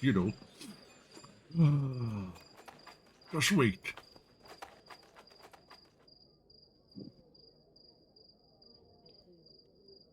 Okay, Tyrson, Waruay, Rhin'zey, and Durotan, you followed the road up to this chamber where you see 4 pillars ahead, and a man wearing some sort of sunglasses on his eyes, bald-headed, a cloak on his body, and a man standing next to him with 2 blades on his back.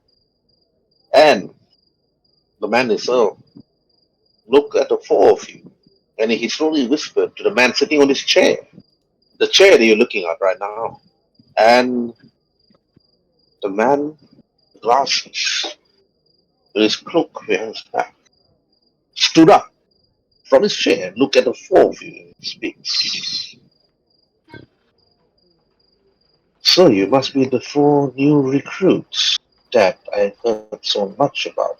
I heard stories that you, particular Tyrson, has been asking about the Brotherhood for quite some time. And we heard, we saw, we dealt with. However, then he slowly turns to Rio, the rogue. He said, I do not believe that you are doing the recruiting process, Rio. Then Rio then speaks and said, I'm sorry, my boss, our brother, he slowly bows for the great brother. Then after that, then he noticed, you all notice that he bows to the great brother. What do the 4 of you do? We just, do the same thing to bow basically after what the rogue did, since he hasn't yet given the signal. Same. Yeah. I will be, doing what everyone else is doing. Okay, alright. You follow? Tyrson and Rhin'zey? Do you bow or not bow? I bow. About Yeah, bow. Okay, right. Okay, roll for perception, all 4 of you. Okay. Perception. Okay, pass, fail. Fail. Okay, Tyrson did not notice anything. It's just that the whole place feels unguarded. That's what you noticed, though, Tyrson. But for Rhin'zey, you don't notice much other than the pillars is not blocking your view, and a man apparently has this sort of weird aura that you're actually feeling. You're not sure what it means. But for Waruay and Durotan, you notice one thing about this man. Other than his really nice, clean-shaven forehead, his glasses covering his eyes as if blocking the sunlight, as if he's wearing some sort of goggles. You notice one thing about his right hand, his finger. He is using wearing a really beautiful, elegant, golden ring with a gemstone on it, which is perhaps, it changes color from deep blue to pale blue and then to gray black and then to pink. It's like a multicolored gem. Ooh. And to our way, you notice that ring's magical. Ooh. And this man's wearing it, and that's the Signet Ring. I had my you know, suspicions that was magical. And then Durotan, that gemstone, you heard stories about those gemstones before. Each color of those gemstones have magical effects. Particularly this man's perhaps. You're not too sure whether he knows how to use it, or he's just wearing it because it's beautiful. You're unsure. But now, Waruay and Durotan, roll for Arcana. I don't allow Tyrson and Rhin'zey to roll for Arcana because they failed in perception. Only Waruay and Durotan. Good lord. Okay. And we're not Alright. even proficient with it. Okay, Waruay, because you're from the mountains, you heard stories before, even from the ancient great dragon that stood there, stories that was told about this gemstone, the Signet Ring that this man is wearing. It is indeed magical, and you can sense the magical energy from it. It's immense. It's strong. And you know that this man knows how to use it. But Tyrson and Rhin'zey is actually unaware. And the man, great brother himself, speaks. I heard stories about you, Waruay, and Durotan, even Tyrson, and the Leonin Rhin'zey. I have always wanted to acquire your services. And I heard that you bumped into my hobgoblin captain at the desert. That was a really good conversation that you had with him. However, he had his doubts with me, thanks to one of you that talked to him. And now he refuses to work for me. And now many of my men is currently chasing after him, and I have lost mine and he has lost his. And that's the reason why you don't see many of my people here. Indeed, it is a predicament for me. Of course, I would like your assistance, the four of you, since you talked to my hobgoblin captain. I would like to give you a job. Will you accept? Or you would like to listen to what I can offer you? Alright, from right to left, okay, Waruay, what do you do? One action. Oh, I really don't have any particular stake in this, so actually, I'm gonna look around and say, sort of size everyone up in the room. Actually, I'm gonna size his bodyguard up that's next to him. Alright. Okay. Investigation. Roll for investigation, roll for perception after. After that, then roll for insight. 3 rolls. I'll say investigation, perception, and what was it? Sorry, Insight. insight. Oh, What's with the crazy rolls, man? What is this roll? What is this? You sure you didn't pray to the dice gods before the game start today? Okay, anyways. So, Dice Waruay, gods, are you furious? this is what you notice about a man standing, this bodyguard, standing next to the great brother himself. The 2 blades that he's using in the back, the hilt is differently designed. ooh, 2 blades is differently designed, holding his back. But the cloak that he's wearing, the hood that covers his face, covering his eyes, and other than that, the daggers. You notice the daggers and the blade. The daggers that he have on his belt, it is poisoned. Those are poisoned blades. And the 2 blades behind him, the 2 scimitas or the 2 long swords he's holding, to show unless you take it out, you don't notice that this particular person perhaps knows how to use it. And judging by his posture, the way he stands, the way he moves, this guy is definitely really good in combat. But ooh. you look around you, you look behind you, the 2 other thugs, those guys look like normal thugs to you. Those guys look like normal brigands. That perhaps just normal civilians that perhaps was hired by this great brother to work as the bodyguard. They look like normal civilians from the streets that normal thugs that probably doesn't even have money to be hired just so that they can get money, so that they can work for the Brotherhood. So because the Brotherhood is like, you must join this exclusive club and stuff like that. But you do notice one thing though about this rope. Ooh. The bodyguard, this person, is also here for the money. Hey, if this whole place crashes down, he's probably going to leave immediately. Think to yourself. But he'll probably fight to protect his leader, the great brother, just so that he can get paid more. Rogues like this, they could just leave at a snap of a finger. That's what you notice. But you can't whisper this to the rest of your friends, to the rest of your companions, because it will be too suspicious if you do so. So you're in a huge dilemma. Now, if any combat happens, you have advantage on the bodyguard standing next to the Great Brother. Ooh. Only you. You have advantage. But the others, definitely at disadvantage. So, your action's done. Tyrson, what do you want to do? I'm just stroking my chin. So I approach him and say, "Nice ring. Do I notice the ring? Like as I approach?" No, you don't. No. Okay.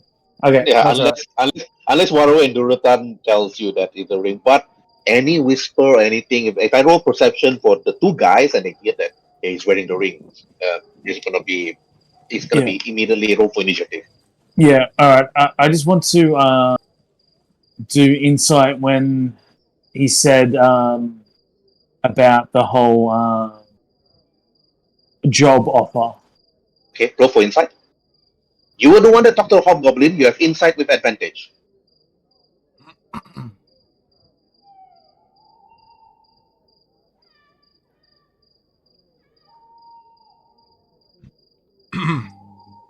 It's loading. Clicked it. Mm-hmm. Ooh, perfect. Nat 20. Oh, sorry. Holy Sorry. moly! Was with all the loaded dices. Okay, Tristan. The moment this great brother is mentioned, the hobgoblin captain, you know for a fact that the hobgoblin captain that he actually mentioned was the hobgoblin captain that you met many days before, that you persuaded to join you to vow. And now it seems that the hobgoblin captain and the brotherhood is having a skirmish for the past few days because of that, because of you. So Yep. now the great brother is losing men, and the hobgoblin captain is also losing men due to these short skirmishes that I don't like to follow your ways anymore, and so on. That's our character, that's our attitude. And now this great brother is hiring you, Durotan, Waruay, and Rhin'zey to go and kill the hobgoblin captain.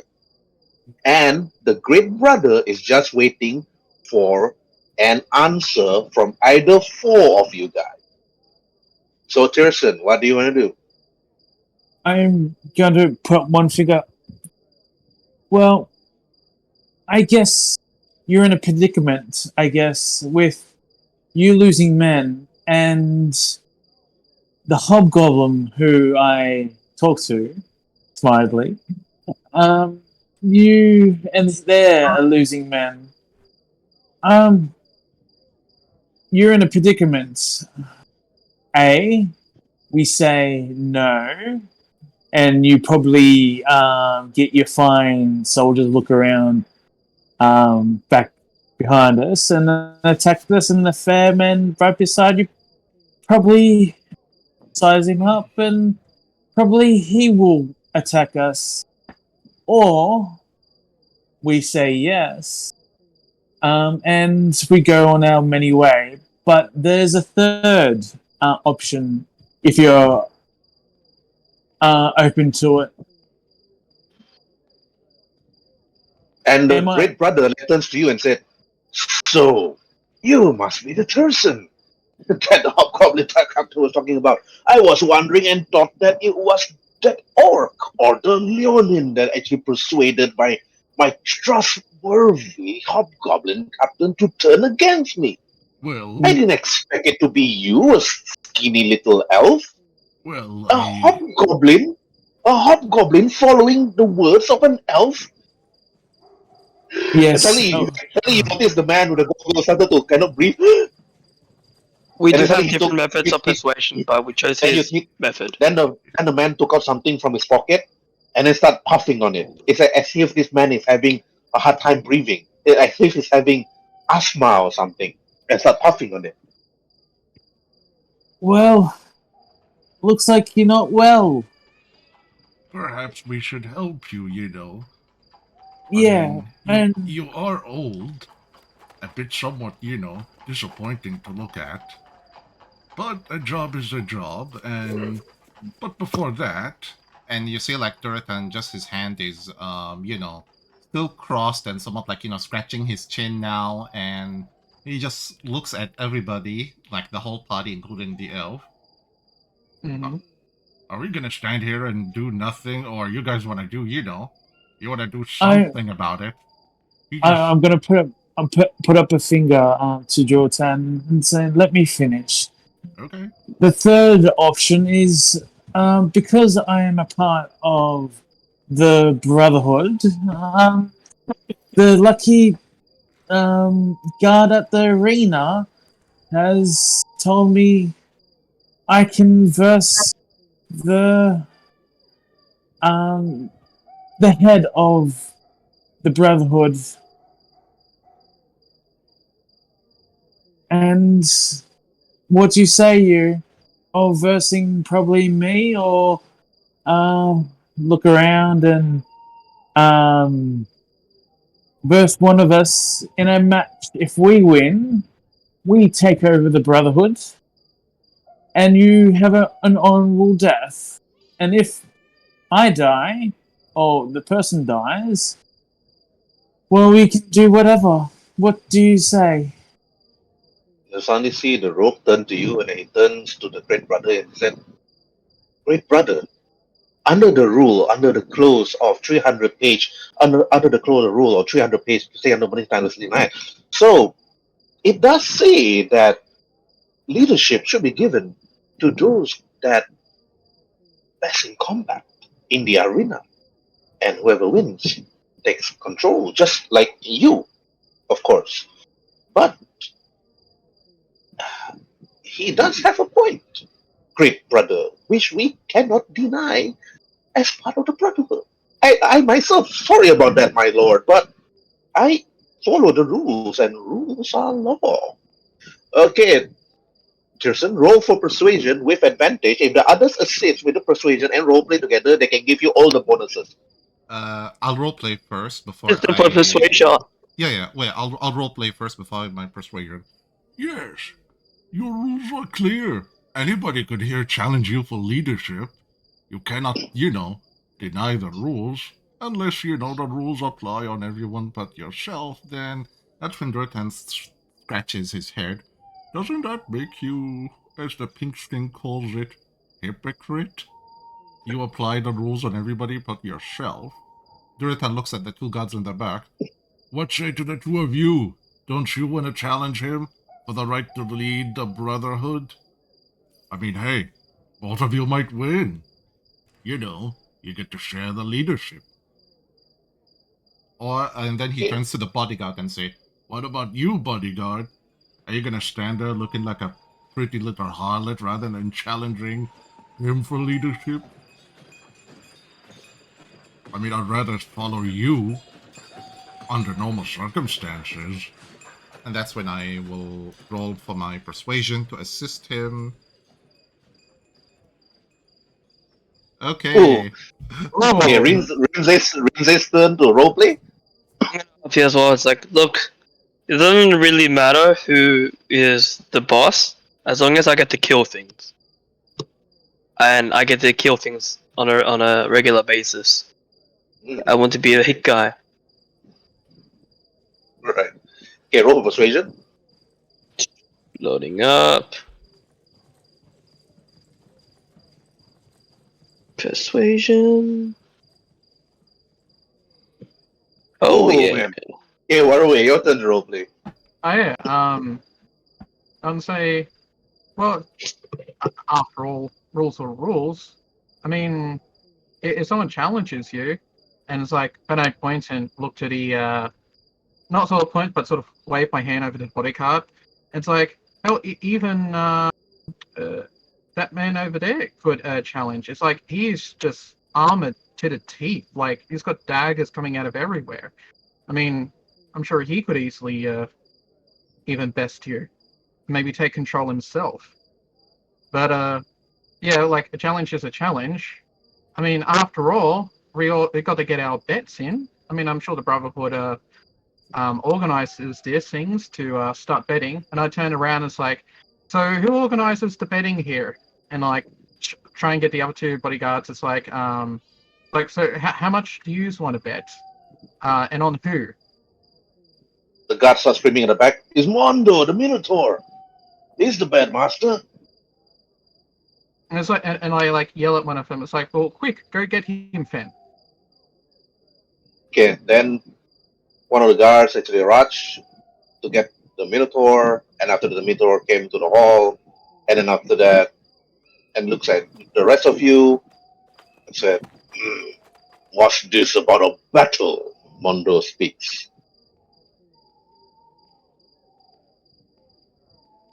If no one's going to jump in, I'll say, a challenge has been called for the right to rule, the right to lead.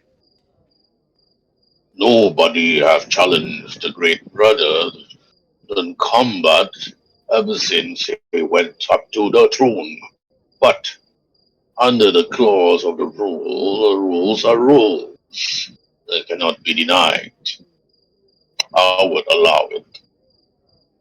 Well, since nobody has challenged a big fella on the chair, I, Durotan of the Frost Wolf, challenge the great brother to a duel. And I'll be right back. Okay, right. Okay, Waruay, roll for persuasion. Let's see how badly this ends up. Okay, Alright. good. All right, okay, Tyrson. Now you roll your persuasion with advantage with 2, 4, 6 plus 6 bonus. Oh, Oh. Okay, I think that's way high enough already. So, Yeah. okay, all right. The moment you mention you, Minotaur agrees to it. The great brother coughing. Then be it.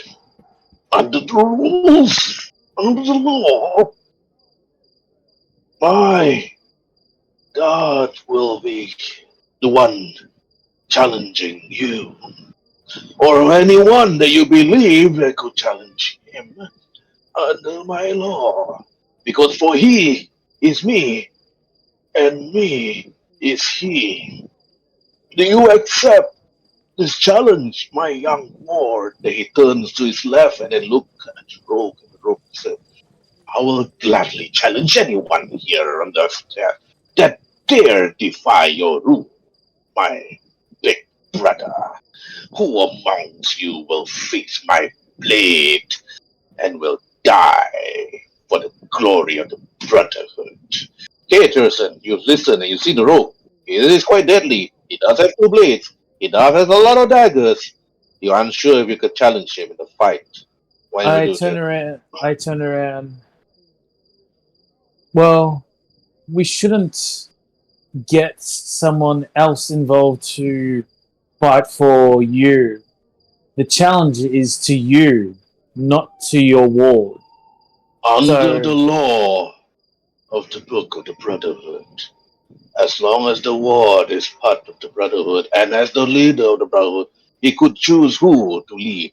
As long as I choose him, he is now the great brother, and I am no longer it. Then he slowly took out the ring from his finger and passed it to the ward to his left. And then the ward took that magical ring and put it on his finger. You can feel the coursing energy from that ring to the person next to him. And then the man then stood up and said, You shall take over. And then after that, the rogue then turns. He is correct, Tyrson. Under the law, if the great brother denounced himself and stepped down, he could choose anyone to be the next great brother. That is the law. Okay, you whisper far away to Tyrson. Okay, what do you roll to? who? Waruay whisper to Tyrson. Yeah. Whisper to who? Whisper who Waruay? Who do you whisper to? I whispered to Durotan, and I say, Durotan. Durotan, I say that, yeah, I've seen the weapons and all that he has. it's like if you are going to fight him, beware, all his blades are covered in poison. And just say, and I look over at him and it's like, if you're unsure, I think I might be able to take him out. I just stand to the side to make space for you while I just move here, and let you have the freedom of speech now. Well, actually, I could just climb up on your back. I'm tiny. Oh, okay. Yeah, just climb on my head. Yeah, and I sort of whisper it in your ear. Well, since now you're the new big brother and that not that scrawny old man, it's a bit problematic. You see, you have an unfair advantage of having poisonous weapons and none of us do. I mean, fair is fair. How would you know that I have poison weapons? That's All I know, you could be something else that you've actually been carrying. And as the great brother, and now that you have issued the challenge to the great brother, as I am it, and no longer the old man, because you see, an old man makes you feel that you can win against an old man. And since that I am the new great brother, Mondo, will you prepare the arena for me, please? And Rio, once I kill one of them, you and I will need to have a little talk about these new recruits that you just brought. And it will be an unpleasant one for you. And after that, Rio then turned back and he bowed, great brother, I would appreciate, of course, to talk. And then he turns to Tyrson and the rest of you. Who among you will challenge the great brother? This will be a fight to the death, of course. I hope you have a good plan, Tyrson. You issue this challenge. If anything, whoever wins, even if you lose, you're all gonna die. He will not let you all go that easy. What's... Oh, sorry. Yep. No, you go. I whisper in Durotan's ear. It's like, before we start, we could get some potions from our friend Deidre, who help. It can, if you're going to fight him, we can get some potions from Deidre to help resist the poison. Yeah, I don't think so. We got this deep, and if we go and come back again, he might have more men. Right now, it is our only chance.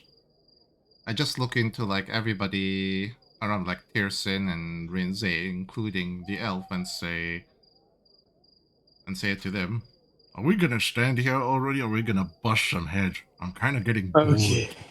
And that's when I look into the elf. Did the elf give the signal or not yet? Not yet. Oh, okay. Okay. Yeah. Sorry, go. Yeah. I just well, since you're the big new thing, why don't you lead us to the arena?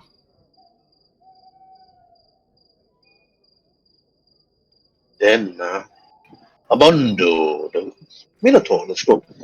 Follow me, all of you. The moment he actually leads you all towards the arena, he pressed a small little bell and said ding, ding, ding, ding, ding, ding. And the bell echoes all over the dungeon. Hang on. Just hang on 1 second. Just hang on. Let me put my armor on. And I spend pretty much my few minutes putting my armor on.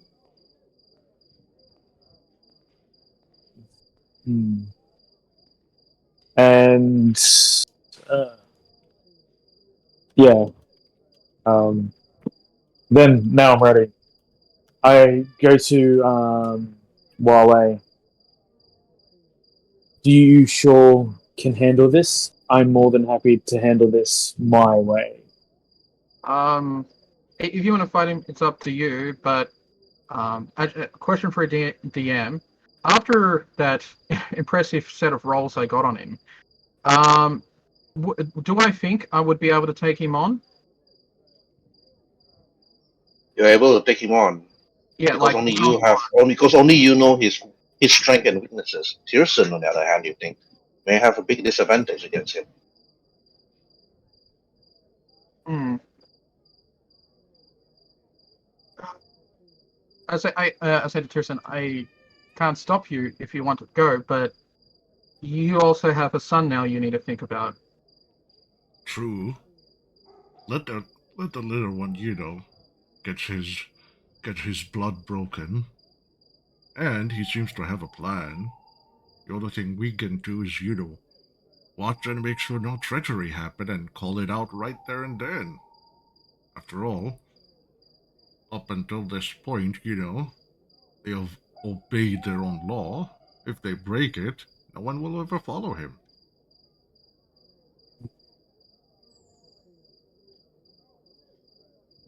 This is everyone in the dungeon that already Yeah. standing there. Yeah, you, yeah.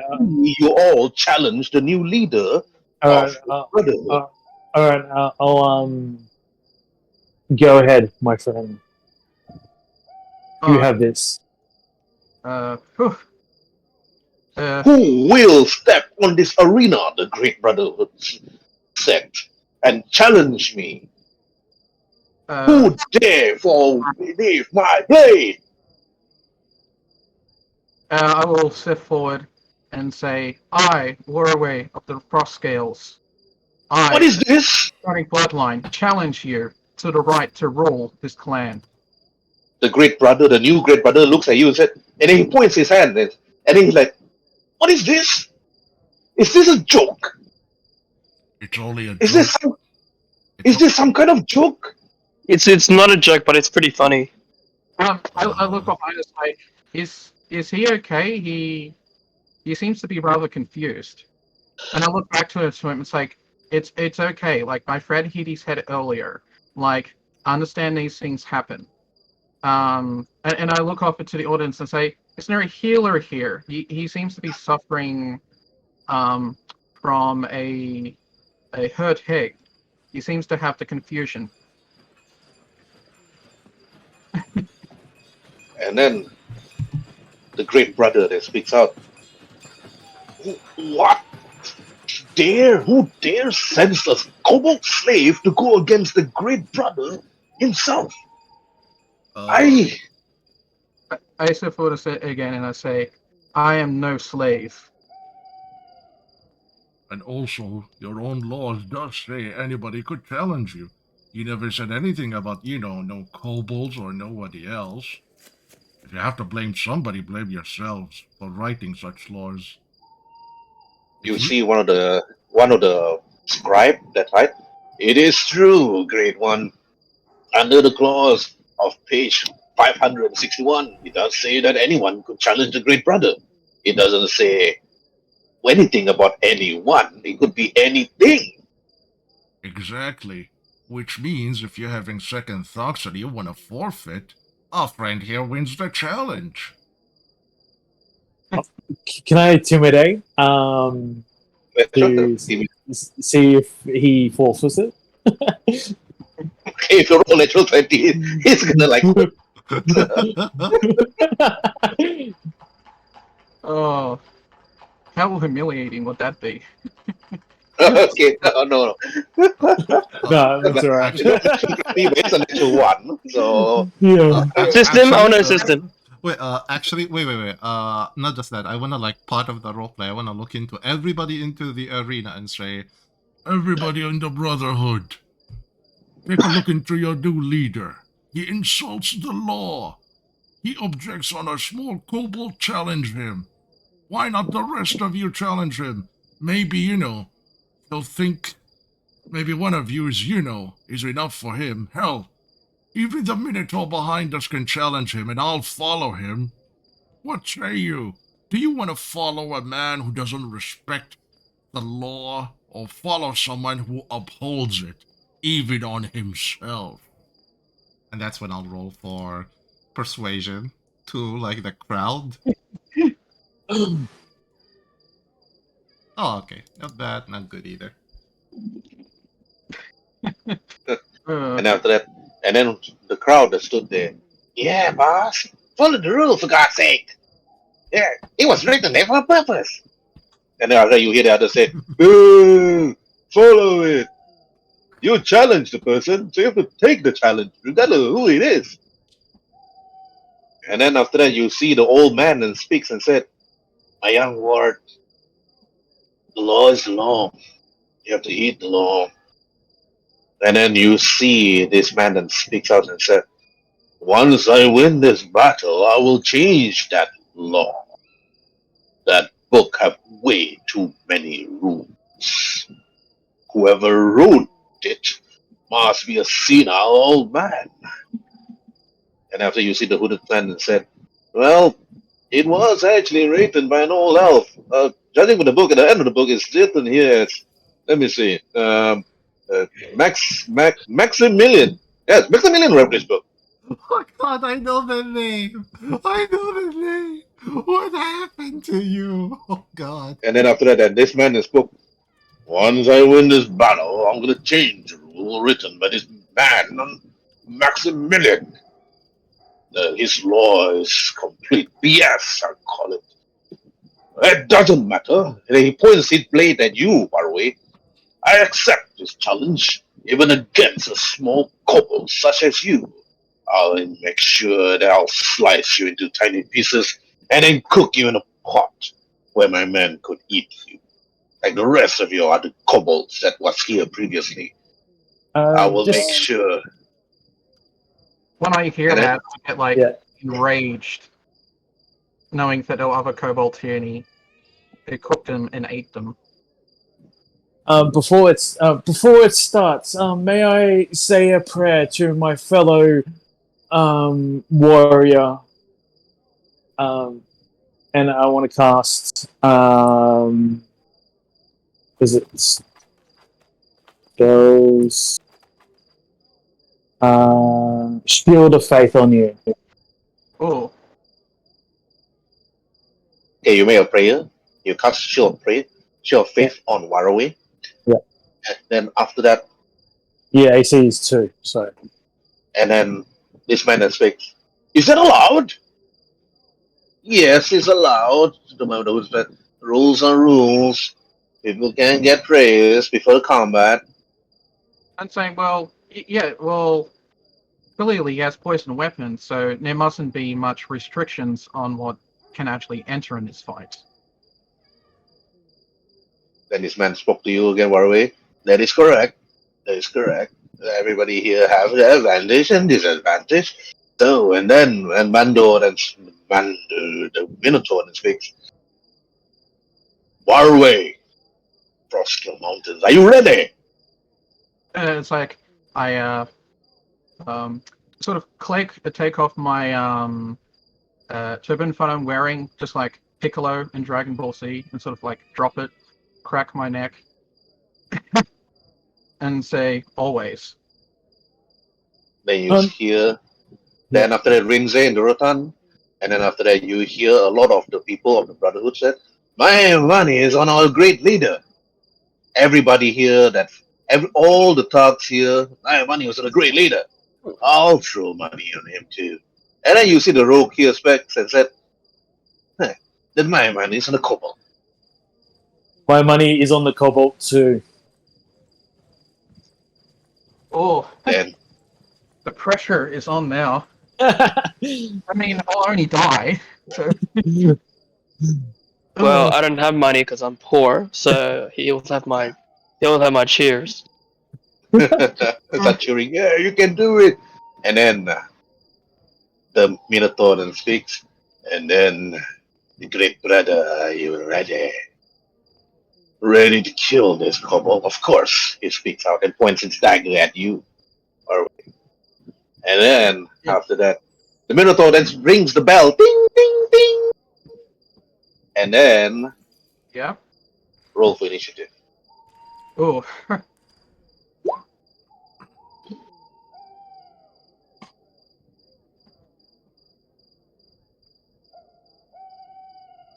21, that's fast. I am. Okay, rolling. Where is this? Okay. Oh, it's like, what if I die? No. Then create new character.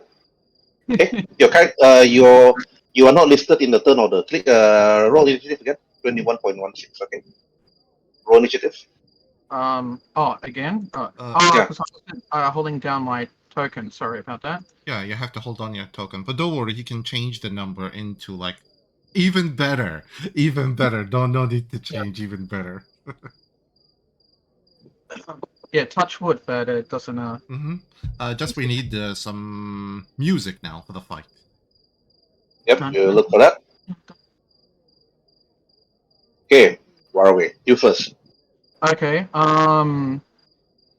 So I have advantage, correct, on attack rolls against him. Mhm. So I am going to sort of come up and sort of slip around to the side. My first attack is going to be Breath of a Dragon. Did it come up? Mm, Oh, yep. no. Come on. Yep. So roll 2d6.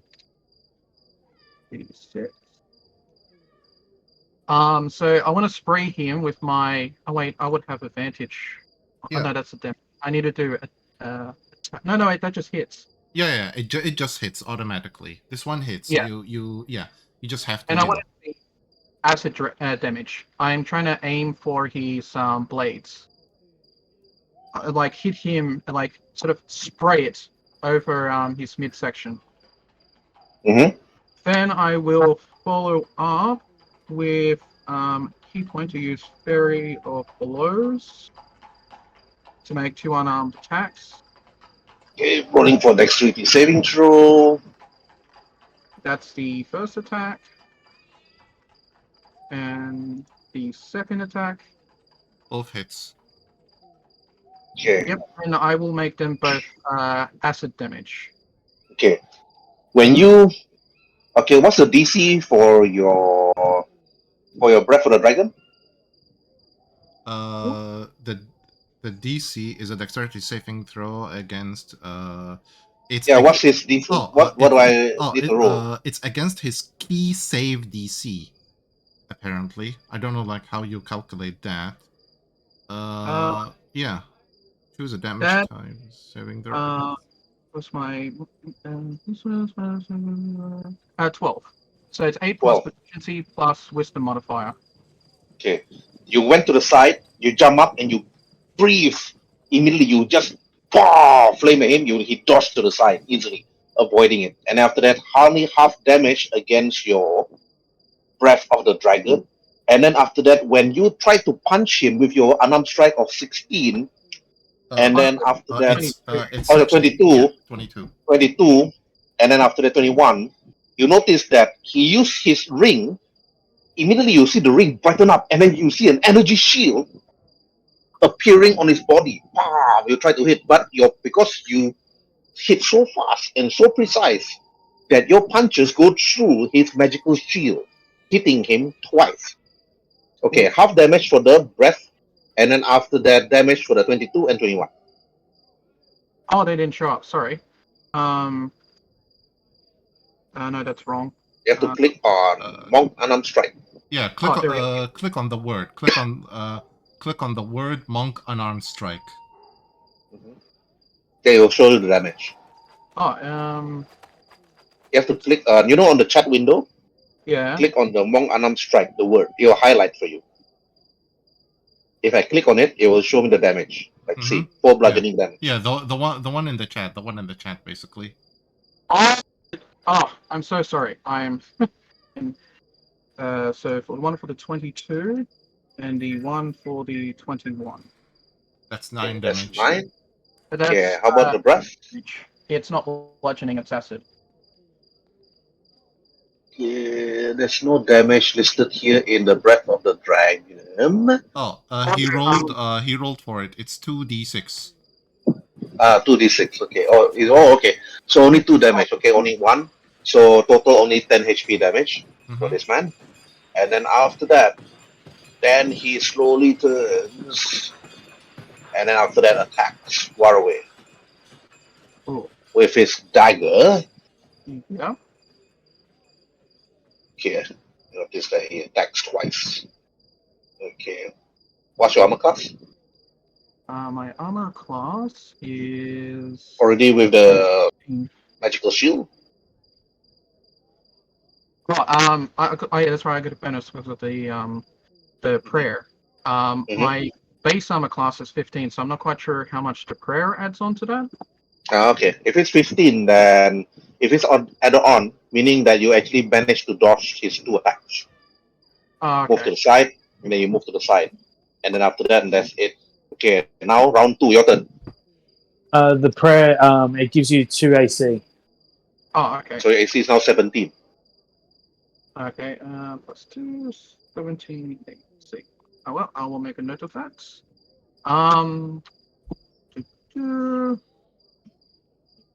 Actually, I might go for slashing with my come in once. Roll20 wants to play nice with me. I will sort of come around and sort of sweep again to the side. I will hit with my short sword first off. Hit. Ooh. Crit. Ouch. Yes, Okay. crit. That's even better. I love it when somebody crits. For us. How do I handle a crit? Press on the word short sword in the chat. Oh, and it Okay. does it automatically? Yep. Oh, okay. Yeah. Mm-hmm. And I will come up with another 2 Fury of Blows. So, okay, so a 9 and a 24. 9 misses, only your 24, so press on. Yep. And That's a 6 and a 7. 7 plus 4, that's 8, 9, 10, 11. 11 total. Okay, 7 plus up a 4. little Yeah, and- 11. that 4, I'll make lightning damage. Alright. Okay, did that. Okay, you like you punch him, and after that, you're very nimble, come out! Stop moving! Then after that, he attacks you. Yeah, First. yeah, just hit me. Okay, he attacks you Yep. twice. The moment you did that, he actually stabs you at the side, and then after that, puncturing your side immediately, he got a critical, and then damage, please. Okay, 6 plus 1. Okay, you receive a total of roll Constitution save, please. Yes. 18. Okay, you pass the poison save. You're not poisoned, but you receive a total of 7 plus 1 plus 2. You receive 11 HP damage. Ooh. Then round 3. Now it's your turn. I am. How's he looking so far? He's bloodied, but still standing. Oh, okay. Yep. You can win. You can definitely win. Remember, you have you have advantage on him. Yeah, I will. It seems to be working, my current strategy. However, I'll switch to the other side just so he doesn't learn the patterns that I'm using. A sort of like a spin around tack. I will hit him again with my short sword. Hit. So an 18. Yep, that's hit. 18 is a hit. For piercing, and what else? I'll spend another key point again for another 2 unarmed strikes. Hit. So That's a hit. 24 That's a hit. and a 20. Both 3 hits basically. You already rolled a 4 for the piercing damage from the sword. Now, just give us the 24 and the 20. Yep.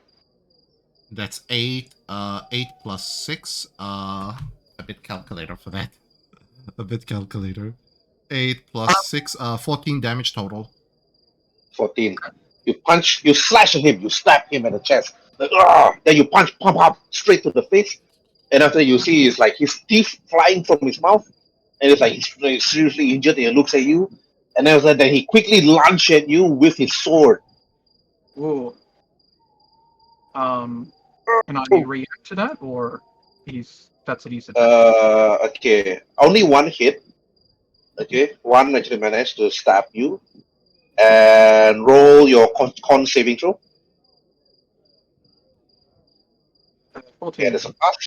You receive 6 HP damage.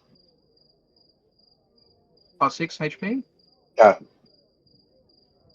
Yep. Then after that, now round 4. Now it's your turn.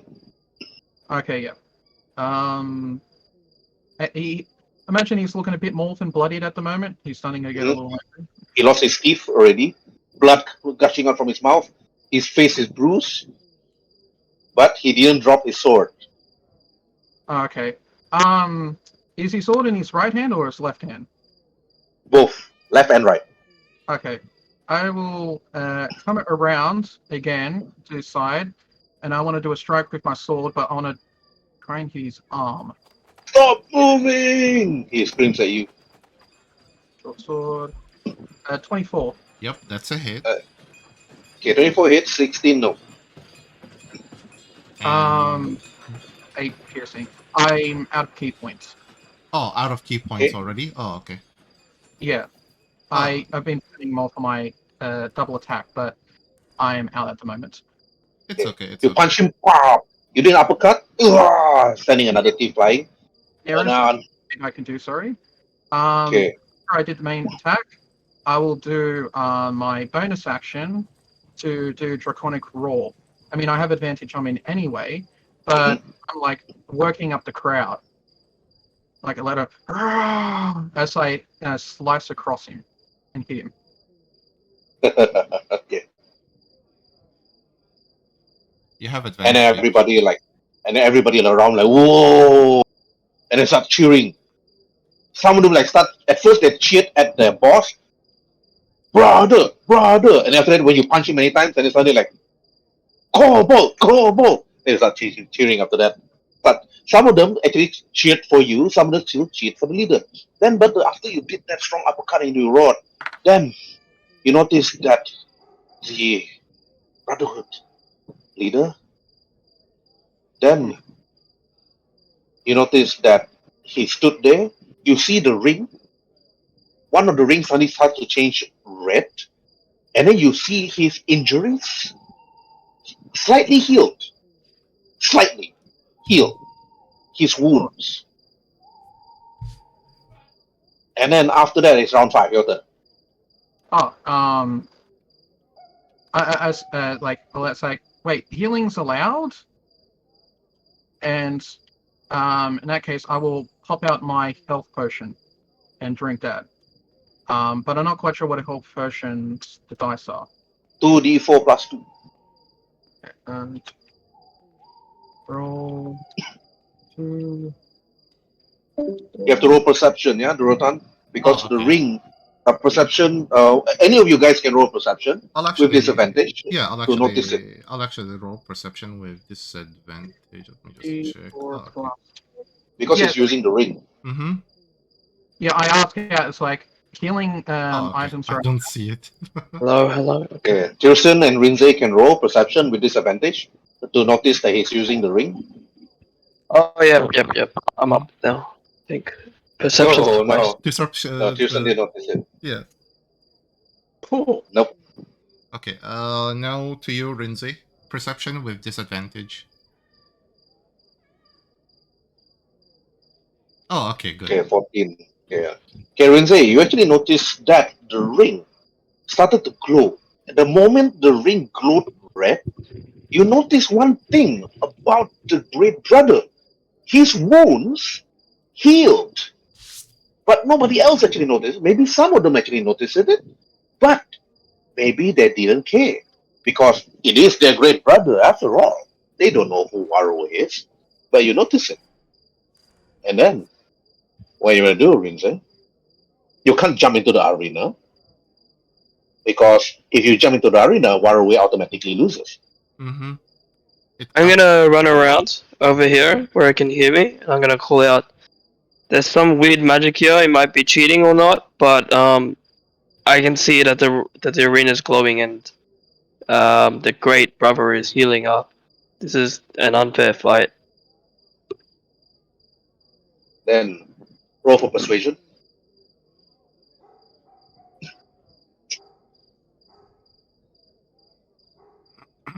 Would you like to be assisted?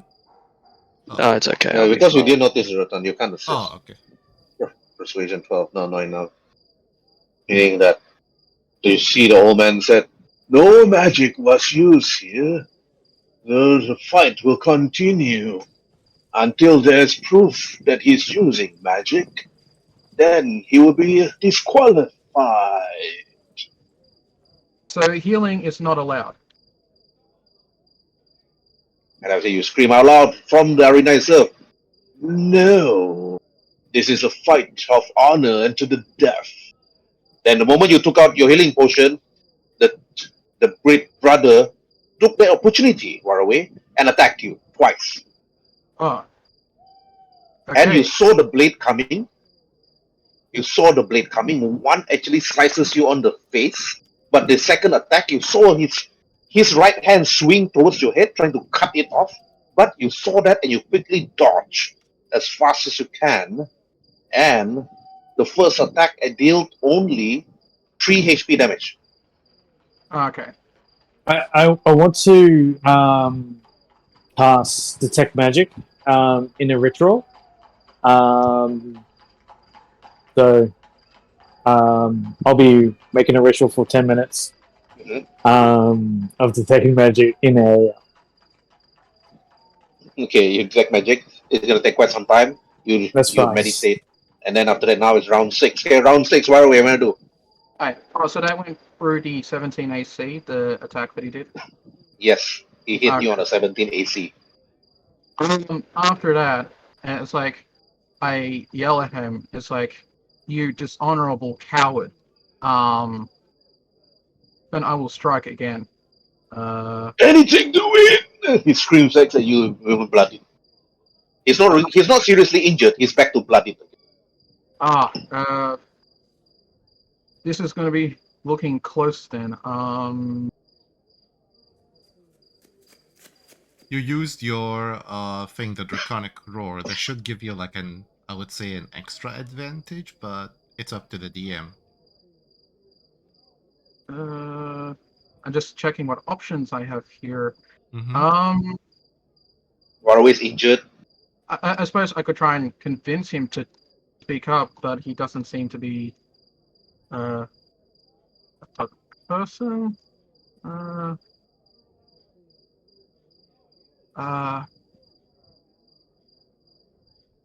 If he's just going to keep healing, it's not going to end well. I will try to intimidate him to tell the truth. And it's like, "Coward, tell them the truth." I will even use my draconic presence on it and like command him to tell the truth. Roll for intimidation with advantage. Intimidation. I'll let you use your draconic roll for your advantage. This is Like you scream with your draconic roll, "Coward!" You point your little finger at him. And then after that, they said, "Anything just to win this combat. I'm not gonna lose to a small kobold. That's you." But you use your actions already. well, you just You use hit your it. actions. Man. Wait, can I say something? Since he said anything, I immediately say in a loud roar, He just admitted cheating. He says he'll use anything to win. That means he already dishonored the rules. And you, Oh, are you gonna stand there and let that cheater order you around? Or are you gonna roll follow? roll for persuasion, Rotan. okay. Anybody wishes to assist me? Yeah, I want to assist you. I want to also RP this and say, well, this guy is cheating. Is this the kind of guy that you want to lead your brotherhood? Is this what you guys are made of? Is this what you guys are going to be like represented by? These dishonorable values of someone who's cheating just to do anything to win. Is this what you guys stand for? Okay, Rhin'zey, roll for persuasion first. Then, if you pass, you give advantage to Durotan. With all the noise and ragged, I pretty much disrupted the whole ritual. So Oh, come on, man. Oh, Okay, Durotan, just a normal roll. Okay. I'll Oh, man. I'll use my inspiration for that one. I Okay. don't want to get a nat one for that. Oh, thank God. Thank God. oh, thank God for that. Okay. When you say she scream, this man obviously cheated, you point. And then after that, you see the old man, the old brother, speaks. Is it true, my young ward? What this orc is saying that you cheated? Is that true? And then the man then turns to the first great lead brotherhood and said, anything to win this battle, my lord. You would do the same if you were as young as me. And then the man responded and said, but not to this extent. If that is true, but where is the source of that magic?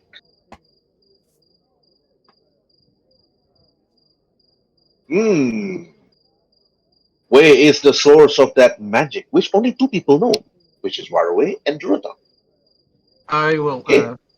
yell out for it. He has another ring with a red glow that's killing him in this fight. It's extremely dishonorable. And I like sort of, because I'm standing and facing the old man next to him, and I sort of like spit to the ground.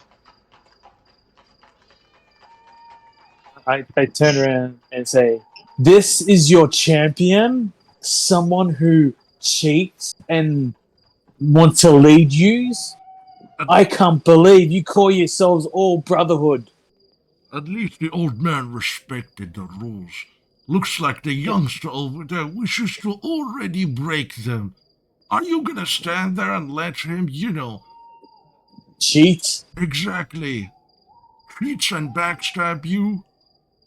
Kill him! Kill the cheater! And punish him! Old man then speaks. Remove those rings, my young ward. You are no longer worthy. And then the man with the hood said, under the law, so to be broken, it is punishable by death. If that is true, if you are using magic to heal yourself, then remove that ring, which we have yet to determine its true powers, even ever since it was given to us by Lord Zonatar. And then, then you see the rogue and speak. Surely a great swordsman such as yourself do not right to actually use magic. If indeed magic is being used here, you should actually prove your skills in combat and not actually wield such a thing. Isn't that true? Then you see the man here. Okay, I'm just rolling for this guy's persuasion first. Let me roll. Okay, rolling. Okay, rolling for this guy's wisdom save. Okay, well, if that is indeed the rule of the Brotherhood, which I, of course, deny, but if I win this battle, I will change this rule. So be it, the old man actually replied. Then you see this man took out his ring and threw it to the floor, and you see the ring bounce on the floor and then bounce closer to the staircase. And after that, then he turns to face you, Waruay. I say that the fight's already over. He acted dishonorable. He cheated. No! To the death! Even after you did your action, immediately he stabbed at you and attacked you immediately. Attacked you twice. And I missed. You saw the two blades coming straight to your eyes. You saw it. You ducked immediately to the floor as fast as you can. Now it's round 7, and immediately you saw the opportunity to actually attack him while he actually tried to pull his blade away. What are you gonna do? As he sort of like sweeps over me and to attack, and I like sort of crouch down, missing. I sort of look up, being right in his face, not even like a few inches away, and I'm going to give him another draconic breath and brief acid in his face. Okay. I have no respect for him anymore. Sorry, need to look it up where it was again. In the Okay. chat. Rolling for dexterity save. Yeah. Yeah, in the chat, and it's up in the chat. Yeah. Yeah, was two. 2d6s. Oh, okay, yeah. So, thanks. I couldn't remember. Backside of roll. Two. I don't have my proficiency bonus on that, do I? Let No. me check the thing for you. I'll just give it a quick read. Attack, when you take the attack action, blah blah blah, 30 foot, 5 feet wide. Each creature makes a dexterity save. You can use this a number of times because of proficiency bonus. Nope, only the 2d6s on it. Whatever Okay, whatever you rolled, basically. Okay, 2. Right. Oh, yeah. Yeah, acid damage. Which probably doesn't do much. Okay, I roll 12 on dexterity saving throw. Still 2. You breathe acid. You notice that only a part of his face suddenly got burned by acid. He touches it. My handsome face! Even though it's just slightly burned, it's really just slightly burned. It's not that his whole face is melted. Then after you do your breath, what do you do? What do you do after that? Is there anything that you can do with a bonus action? If you have spells, other than that, if you have an attack, so far no, unless you have a spell with you, which probably you don't have. I only have a cantrip actually, but that's an action. I will sort of keep dodging around him, sort of keep moving out of his way. I'm hoping that acid sort of took him off his balance just enough so I can survive at least 1 or 2 more rounds. Okay, after that, because of the acid, I'm rolling with disadvantage on his 2 attacks. He swing blindly at you. Wow. And after he swings, and he misses. And I think you saw the attack is a bit clumsy. After he just wipes the acid away, now he's actually able to see you clearly. Now it's round 8. Okay, what do I do?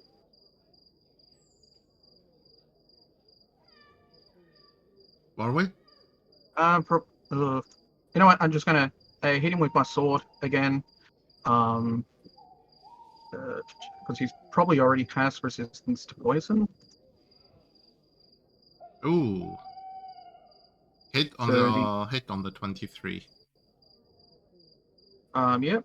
And so 7 damage, and I know it's a bit pointless, because I already have advantage, but I'm gonna do another draconic roll, and I'm gonna, as I slash him, just yell out "cheater," and as I slash him again. So I will. I'm gonna start chanting "cheater, cheater, cheater." Okay, the one chanting cheater. Okay, roll for persuasion. I'll roll also persuasion since I'm yelling it as loud as possible. We're not enough. Cheater. Not enough to actually. I'm gonna do it too. Okay, join us. I'm gonna roll for persuasion. Yep. You loser! You cheater! You disgrace! You dishonorable bastard! What the? Not enough to stir the crowd, because the crowd did not cheer for him anymore. Mm-hmm. Neither are they cheering for Waruay. They just stood quiet because they're unsure now. Mm-hmm. But because of Waruay came 7, you stab him, and after he just clutches his wounds and just, you see blood gushing out from his mouth, and then after that he attacks you, and I'm making sure he roll twice. Okay, because he's got 2 weapons. Yep, 17. Okay, 16 and 15. Okay, I got roll 15 and 16. Okay, so armor class 17, or is it 1 minute already? Does it last for 1 minute? Yeah, it's supposed to last for 1 minute from the spell description. That means in next round, which now it's round 9. Once it's round 10, it's a minute already. Yeah, exactly. Okay, Waruay. Okay. Your shield is slowly dissipating. Okay, you better finish this before your shield's gone. Oh, okay. It's starting to flicker. Okay. I don't really have any special attacks, so to speak, left. How's he looking? He's seriously injured. You can win. You can win this. I believe in you. What the hell? I'm going to, because he's seriously injured, I'm going to run up, sort of slide underneath him, and sort of grab my short sword and sort of cut sort of his bottom torso, like straight through. And hopefully it's Okay. enough. Roll for acrobatics.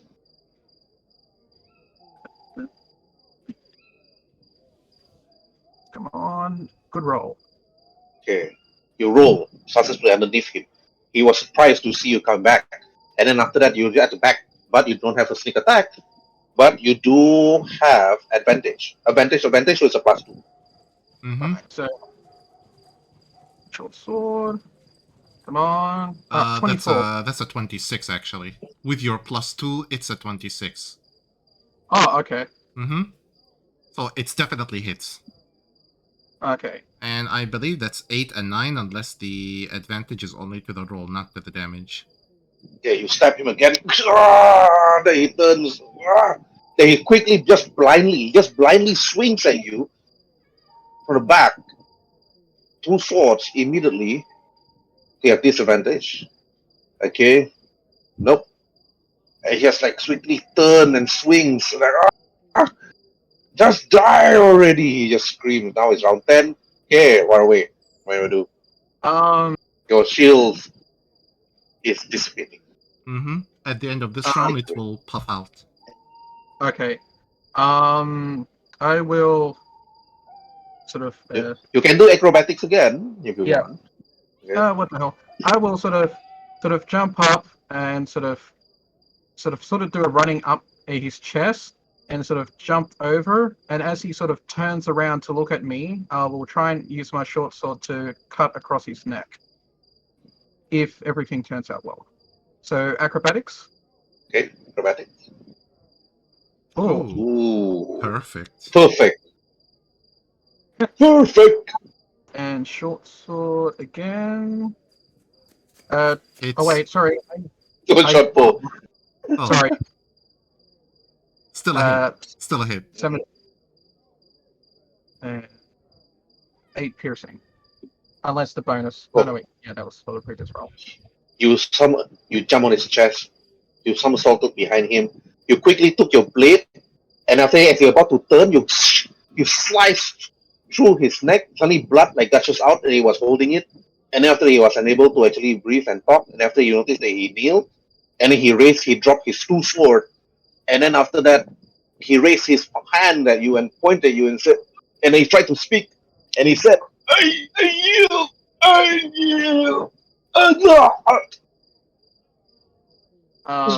spare my life.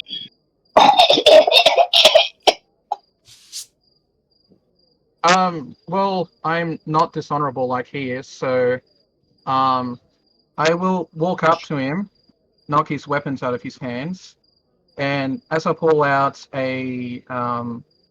my basic healing potion that I have, I'm going to say, just so you know, I eat poison for breakfast. Then I'll unpop the cork and pour it down his throat. And say, then I look up at the old man and say that he yielded. He's, whoever deals with the laws breakers here is problem now. Then the old man that looks at you, Waruay, he speaks. For breaking the law of the Brotherhood, you will be banished.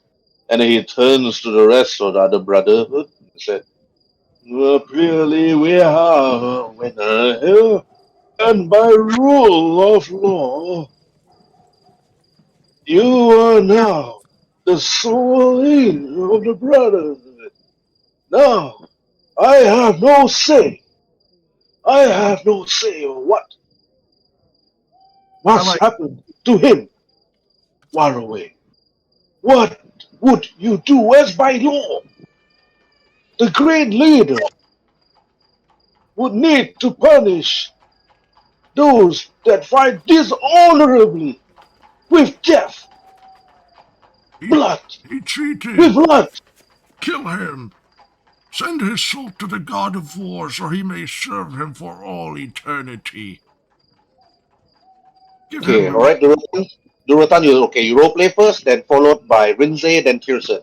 What advice you give to Waruay before I go to the other NPCs? Simply, I just tell him, the punishment need to be severe. He treated in the middle of an honorable duel. If he was a follower of a god of war, the god of war would have struck him down himself. He doesn't tolerate cheaters, and justice is both thorough and swift. you can move on to the next person. Okay, Rhin'zey. I say if it was up to me, I would bitch slap him to death, but I don't have that option. So whatever options are the next best after that one, let's go for it. Okay, Tyrson. You can execute him, of course, or he could be somewhat useful to you. But end of the day, you make the final call, my friend. I'm sort of like, I wasn't expecting, I just saw this as a fight. I wasn't actually expecting it to be a leader. I thought one of the others were going to be the leader. So my character's like, a little taken aback by all of this.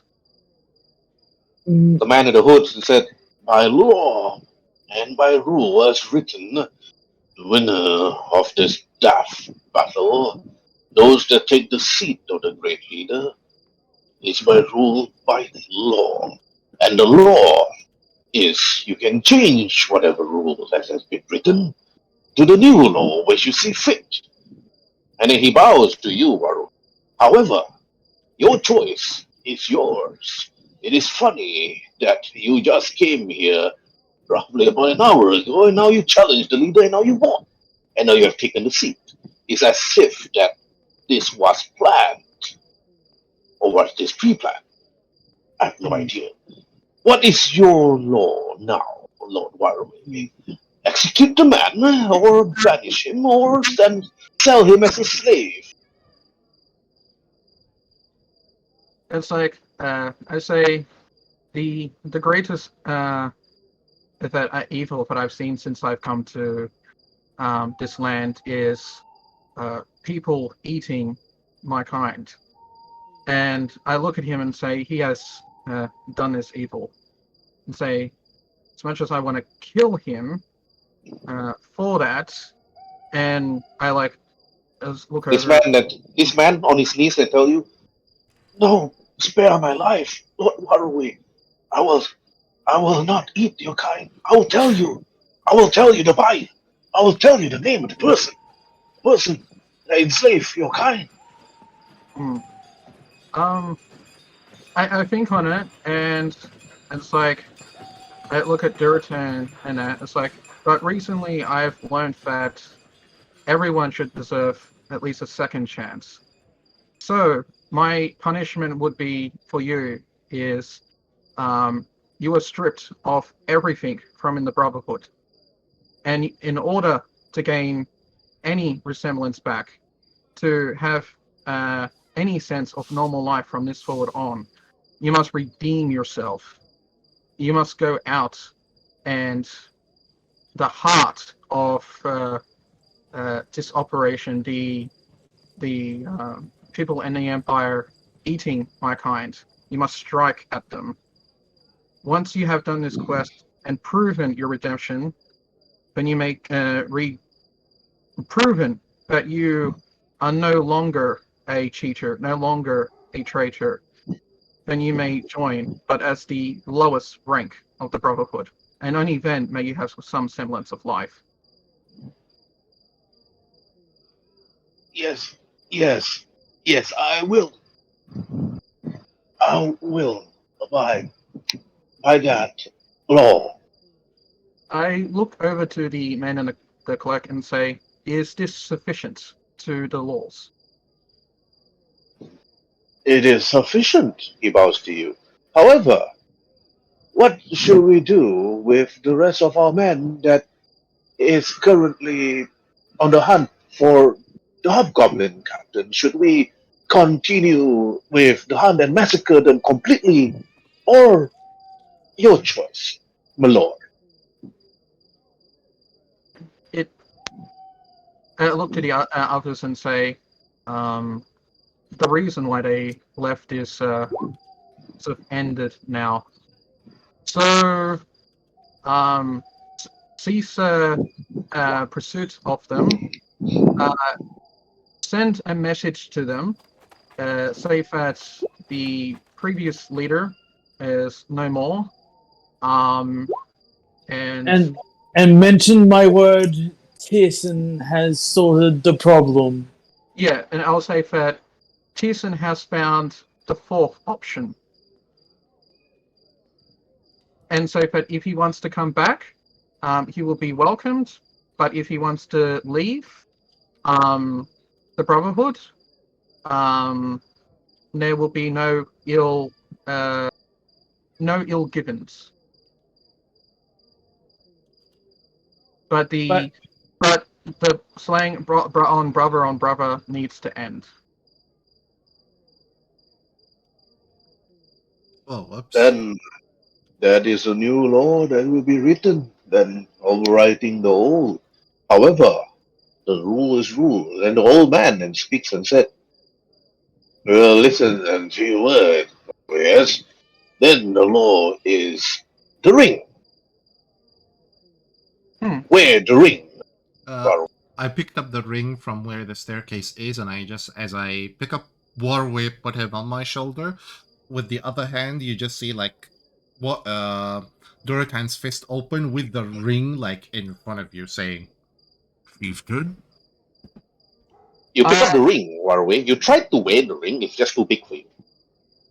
I sort of pick it up and I say I hold it up in the air. You can't wear it because you don't have human fingers. mm-hmm. Oh, I sort of pick it up for everyone to sort of see, and I show it around and say that this thing has brought the leader of us to become corrupt, to cheat in something that is considered sacred and binding, and saying this ring is not worthy of the Brotherhood. It will be returned unless it corrupts more of us. It will be returned back to the one that gave it to us, the mayor. Then the old man then speaks. If you were to give it back to the Lord Xanatar, that man is incompetent. We will lose our status after Brotherhood. And what makes you so sure that he could leave? Matahari will probably fall into poverty, or worse. True, Matahari might fall into poverty, but at least by returning the ring to him, he will owe the Brotherhood a debt of eternal gratitude, having, returned back the ring. Meaning you can practically rule Matahari legitimately with having him on the seat of the public throne. And sort of to help what Durotan said there, I'll say, I have served dragons, I've spoken with them, and I can tell you the most powerful thing in this realm, and I shake my head at this ring and say, isn't magic, isn't threats, but it's loyalty. And say that he will owe us something that cannot be given, and it cannot be taken. Something that it only bow to. In comparison to this magical trinket, I say that is a far better option, a far better deal.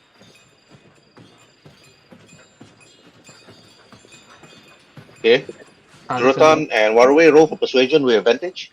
Okay. Okay, pass. Oh, perfect. Oh, okay. Perfect. Not 20. The crowd that listened to you, Waruay, and said, and listened to Durotan speak. Then they all hit their chest and bow to you. Our great leader Waruay's word is law. Who are we to actually question you? A Waruay. And then after that, this man over here that speaks to Tyrson and said, "Oh, I can't believe I actually brought you here so that we can actually have a start a fight and kill everybody here. We can take their treasures. I did not expect this to happen. Completely out of the script of what I planned." He looks at you, Tyrson.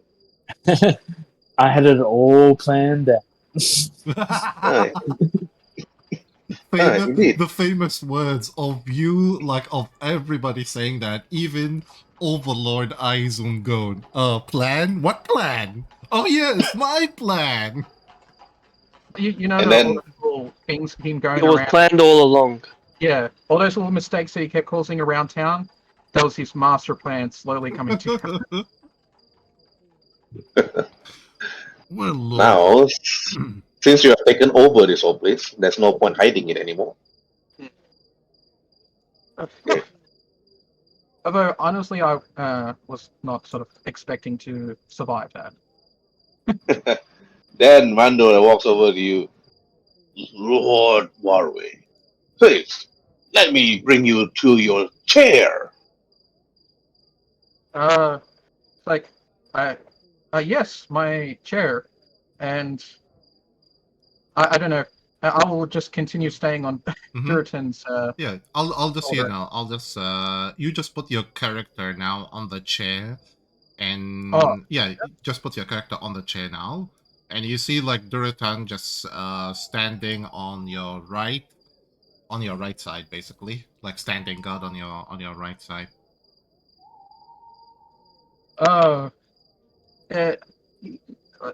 I'm Well, definitely overwhelmed in this entire situation. hey, well, As we basically like walk to the quote unquote the throne room, you just Durotan says to you, a wise chieftain knows how to do things rightfully and justly. Then the old man standing next to you, Waruay, and he said, "Oh, our awesome leader of the world, it is your sworn duty to look into matters of Matahari should Lord Xanatar could not handle the pressure of the trade and the people of the lands. So you will be the eye of the Lord.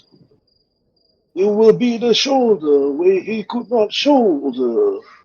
You have to take that responsibility unless you elect a new leader as by law, Waruay." may I ask, Huawei, So it begins, everyone. uh, Go on. would you have a assessor if would you have a person to speak on your behalf if you're not able to be here? I am always grateful, but if you put me in third command of this establishment, I can guarantee its safety. But for the meantime, I was thinking. I looked to this fellow chap next to us. Forgot his name again. Rio, Rio. Would you think when Waruay is absent to speak on behalf of him? What do you think? well, I believe he should elect perhaps a secondary leader, perhaps somebody that can look into the whole place. I'm not saying I should be the one looking into it, but perhaps he should find somebody that's trustworthy, somebody that he trusts the most with his life. So I didn't expect this to happen within a night. Well, we got days to think about this, but are you rushing anywhere, Waruay? We got a lot of things to discuss, and then the old man then speaks to you, Waruay, and said, "Yes, a lot of things to talk about. It'll probably take weeks, perhaps months.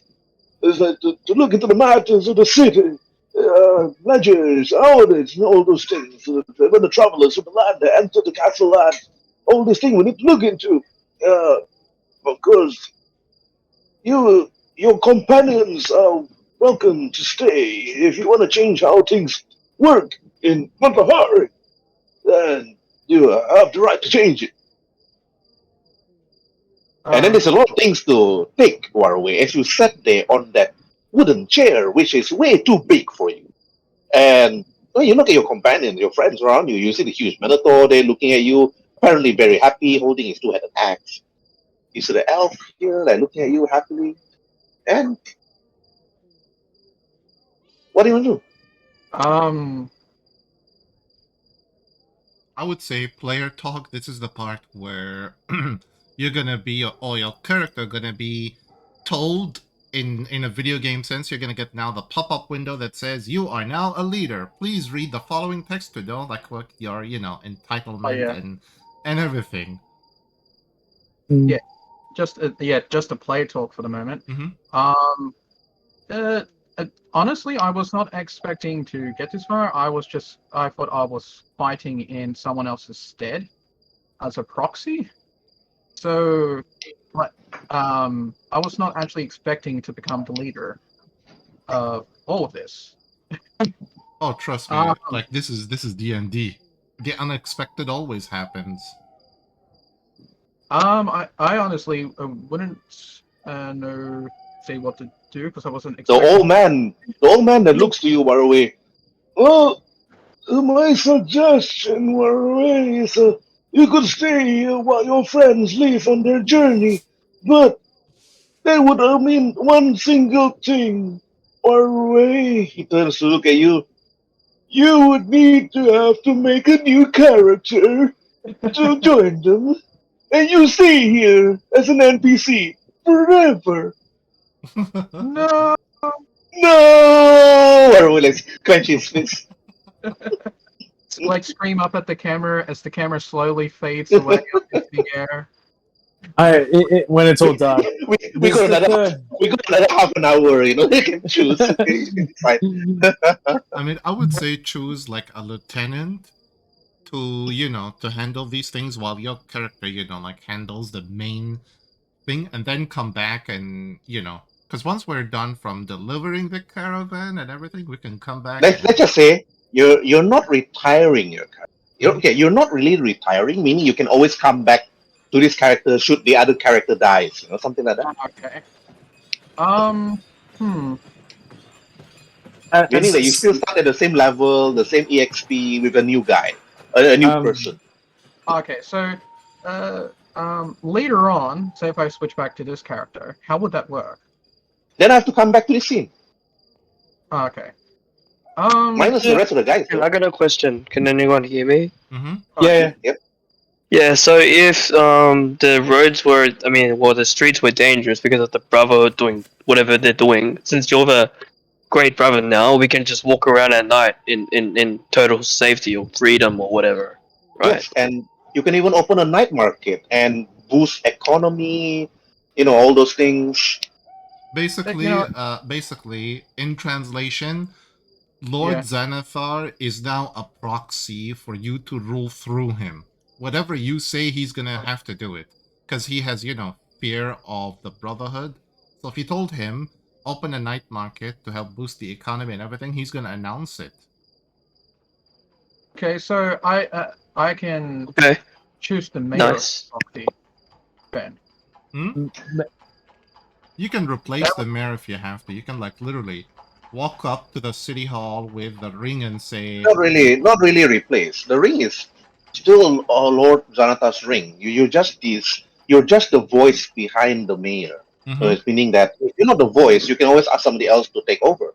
Meaning you can ask the old man to take over as the Brotherhood again, but the rules have been changed. Meaning that you need to go to the room where you earlier signed when you read the papers and just change the rules again. It's like, no, this is what you must do. Open the street, let the traders come in, and after that, so on. And after that, open up the port. So now, in other words, the port is open for you. Meaning that you can now travel to the ocean and find out what happened to Xanathar's wife and daughter, which is another quest by itself. Or, because you already opened the port, just set sail to the north of Vow, and boom, that will be episode 12, session 12. Exactly. I would say, like, if you want a rule number one, if the leader's not around, I would say his first lieutenant or vizier will handle things on his behalf, but with limited authority, meaning that I'm just reading Rhin'zey's suggestion Yeah. to Waruay. yeah, exactly. And I would say, like, your lieutenant would handle things with limited authority, meaning he cannot willingly give up the chair to anybody unless that somebody provides an evidence of either your death or you abdicating in one shape or form. Until then, Okay, Waruay. the Brotherhood be loyal to you in your absence. Okay, Waruay. Also, Waruay. This is Yeah. your first time in every D&D game that you ever play that you are given a choice to actually rule a place. Suddenly become a lord, become a Yeah. leader. This is the first time in any D&D game that I've had any even close to this level of choice. Mm-hmm. I mean, I played plenty of RTS games, and this is the part where, in any video game, that simply you'll have to choose that one character to be your prime minister, so to speak, and he'll handle things on your behalf with limited authority given to him. Unless your character is killed and evidence of your death is brought back, he will remain loyal to you in your absence. And of course, if he appoints somebody to replace him, that somebody will carry on the same sets of responsibilities and rules and everything. Until somebody brings either your head or something that you say, if you see this on anybody else, then know that I have died and the person who holds it now has my authority. That sort of thing. Mando looks to you, Waruay. So Yeah. what do you mean, my lord? Are you deciding to stay there? I will gladly give you my axe for protection. I'm strong, but I'm not smart. I'm not wise. But they say I'm very charismatic because of my six-pack. Oh wait, so is he offering to be my bodyguard? Yes. And then Oh. after that, this man then speaks to you and said, well, I did not expect this to happen. And then he turns to Tyrson. I thought that Tyrson or Rhin'zey would be the one that challenged the Brotherhood. I thought they would be, leaving this place with blood in our hands and everybody be dead. No, sorry to offend you, great leader, but yeah, he points at the old man.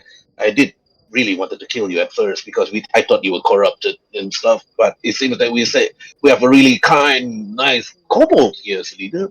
What should we suggest? Then the old man then speaks and said, well, I did give my suggestion that Waruay stay here and rule over the back of Lord Xanatar while his friends leave, and of course, out of topic, that a new person take over. Or perhaps if they don't mind, that Waruay would stay, but Waruay, you have people here that will protect you. If your orders that the man return and not attack the Hobgoblin captain, I have already sent a messenger as fast as we can with the fastest camel that we have to reach our man so that he can actually talk to the Hobgoblin captain. But in order for him to come here, it will be roughly about a week for the Hobgoblin captain and also our man to return here and speak to you personally, Lord Waruay.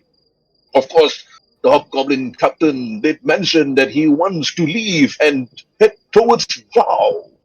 I have no reason to understand why he wants to head to Vow. Vow is a backwater village. There's nothing there. I'll look to Tyrson and say, No. Oof. Yeah, I turn to Waruay. I think the big man over here pointing to your bodyguard. I Yeah. think he would be better suited here to defend your establishment. And what I suggested earlier were pointing probably a person to rule instead when you want to adventure with us. And if you are tied up somewhere, I point myself as a fourth person who you can rely on. And now, with the port open, we can practically get the caravan moving by sea. Much safer if we traveled near the shore, and much easier. They can take more. I think on it and say that it's like actually player talk right now. Because my character goal was essentially to stop the slavery and the eating of kobolds, and being in this position is probably the greatest chance at the moment that I'm going to get to sort of stop that. Oh, not in terms of like, since it's player talk, I say use the Brotherhood, build it up like a spider network until you basically kind of like a spy network type of thing, so that you can use them to do just said goals initially. Because I feel like what I should do before doing that, I kind of feel like my character should go back to my home, speak to my elder, and actually have a conversation with the dragon underneath it, Trafax. True. Or we still. This is basically. To come back and have this life. True. This is basically the third, our second night, meaning by tomorrow morning we'll have 2 more days before the caravan moving. Meaning tomorrow we can give them the good news that, the port is open, yada yada yada, meaning now we don't have to travel dangerously by the desert, we can do it by sea, much safer, and they can take more stuff to Matahari, and, to Vaughn, and also you, or should I say your character would have by then chosen which NPC do you want him to be as your lieutenant, while you go, you come with us and you do everything with us, and we go to your village and have a talk with, and everything, and you'll come back here with, nothing, and we come back here so we can help you out even further and help to solve the Xenothar's mystery regarding his wife and daughter. Yeah, I think do that, and I feel like once I sort of wrap that up, I think I would feel comfortable then with my character sort of leading here, and so sort of working from the shadows to help my people. But I feel like he's been underwhelmed at the moment, and he sort of really needs to go back and discuss with his elder and his dragon, which would probably be impressed, which he's thinking. So player talk. Okay, first thing first, choose an NPC to be your lieutenant. Because that guy that sort of bring us down here, he seems to be okay. Any player speak. Any other suggestions? I would. Yeah. Because my character's overwhelmed, and I'm a little bit overwhelmed at the moment as well. Happening so quickly. I'm sorry, Waruay, for this. It's happened so quickly, my plans. Yeah. Like the Suave guy with the hats, even though we just barely know him. I mean, the Minotaur seems loyal, but as you mentioned, not that intelligent, so may have difficulties running it. I would say choose the old man. Just give him limited authority and tell him that you're my lieutenant and you're gonna do my bidding while I'm gonna, go and handle something else. And this is like A, B, C, D, E, F, G type of instructions you need to follow while I'm gone and, away. That's sort of like, instruction. Like, instruction number 1, just like Rhin'zey said, no more signing with the blood, and... This is like Waruay sitting on the chair, looking at everybody and asking questions like, guys, what should I do? And then it's like, what should I do? And then after the old man that tell Waruay asking for advice on what to do. Durotan, you also give Waruay the advice. Then the old man then said, oh, Lord Waruay, this is totally one thing. This is your personal chamber. Yeah. And this is the gold that we keep from the people that comes. Most of the gold for the protection money that they pay. each week is behind you, of course, and the many belongings here that I used to wear during my adventuring days. You're free to check it out when you're free. And the other extra rooms here for your companions if they need be. But the arena, if you want to abolish the battles or illegal combat, we can always use that place for storeroom. And the storeroom itself is mostly where we keep most of the stuff. Most of the food, if needed be, should Lord Jonathan unable to handle everything else. But this is just the first level, Lord. You have not go to the second level Oh, yet, sorry, you which mean is of course unfurnished at the moment, where we keep most of our people in our men. But you have time to decide.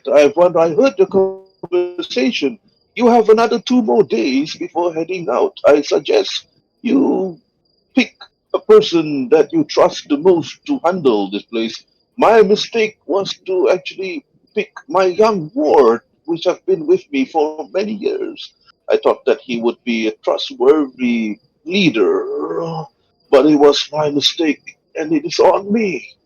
However, I would suggest Rio here, and Rio immediately turns to him and turns to you. Well, wait a minute. I did not agree to take over. I only agreed to bring you down, and we kill everybody. That's it. Yeah, but Since that, but at since that nobody died, um well, I asked him, it's like, what were you after coming down to kill the Brotherhood? Was this just like a revenge thing? Were you after something particular? It's like, well, since we're in this situation, there's sort of no point stepping around it anymore. yeah. My grudge was actually with the person that you fought earlier, Waruay. Since you have beaten him up to a pulp, and a part of his face has been disfigured, thanks to you, it seems that my grudge has been taken away, thanks to you. And he bows to you. Again, he bows to you the same mannerism. Again, my allegiance is to you now, Waruay. Where you go, I follow. Expect me to be one of your hirelings. well, that leaves only the old man. Old man, while the leader is basically going to be coming with us temporarily, how about you Let please? me let me interrupt you there, Durotan. Oh, what if an assassin comes over and stab me in the back, and that's it? But the Hmm, ring shows power, and should Waruay return it back to Lord Zanatar, we are just known as the Brotherhood. We do not have any control, but we are the voice of Lord Zanatar. hmm. If anybody were to take over, even if Waruay was to be taken out by any assassins that want to take over, his word is law. If he even single whisper to any one of you and to say, I choose you, you are the next in line. His word is law. In terms But of my like, name is not Pikachu. You can't choose me. The old man laughed. I remember Pikachu. He was a great warrior. May I so much, speak?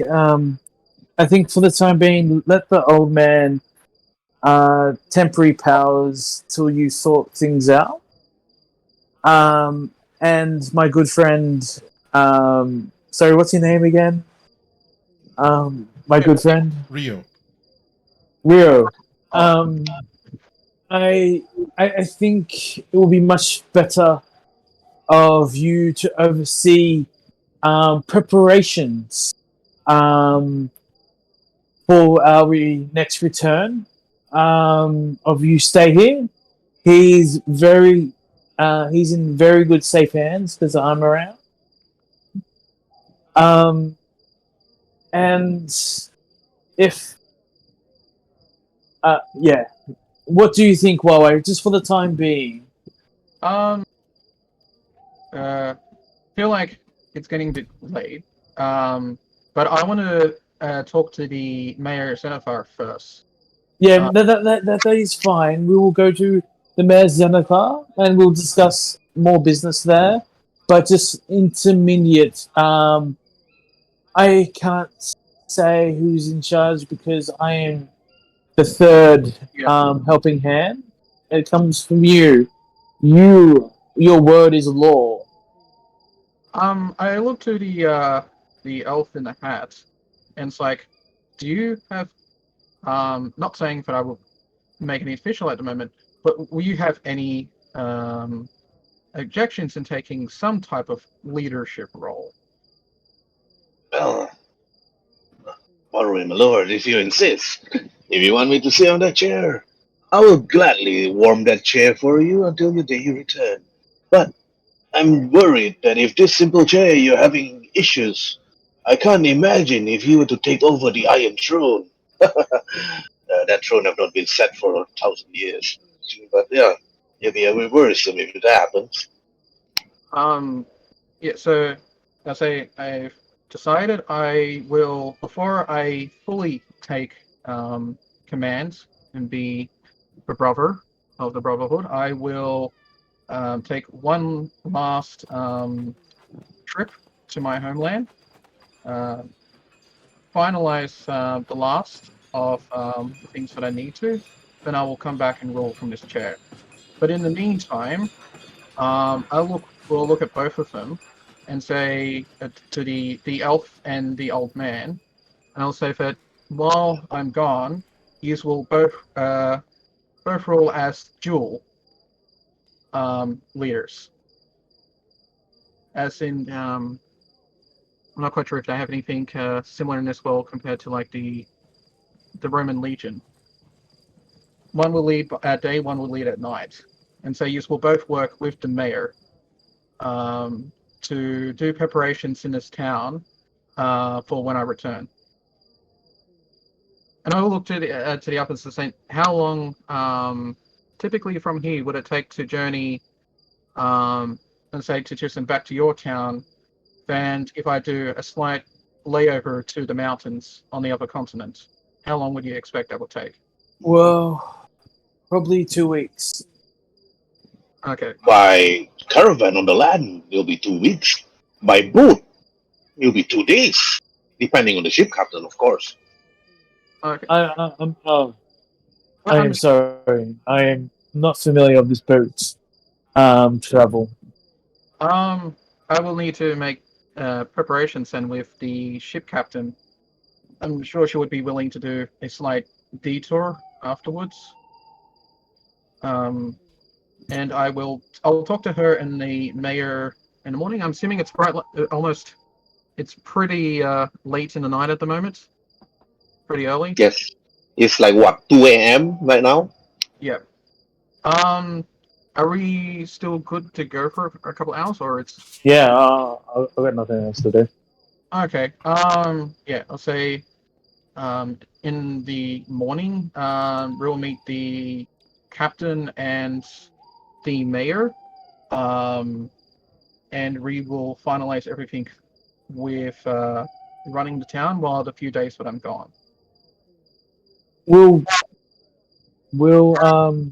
head towards where the paperwork is and finalize things. May I? Over to the old. Sorry, I didn't mean to cut you off there, but Yeah. to the old man, say, is the blood signing necessary? Like, is it like a magic or something? Like, can we just use ink? The old man looks at you. It's just a simple ritual. Nothing to do with magic. It's just a blood ritual where you actually sell your soul, give your soul and your dedication to the brotherhood. Other than that, it's nothing much. It's just a piece of paper. But since that you're willing to change what you want to change, We could use Then-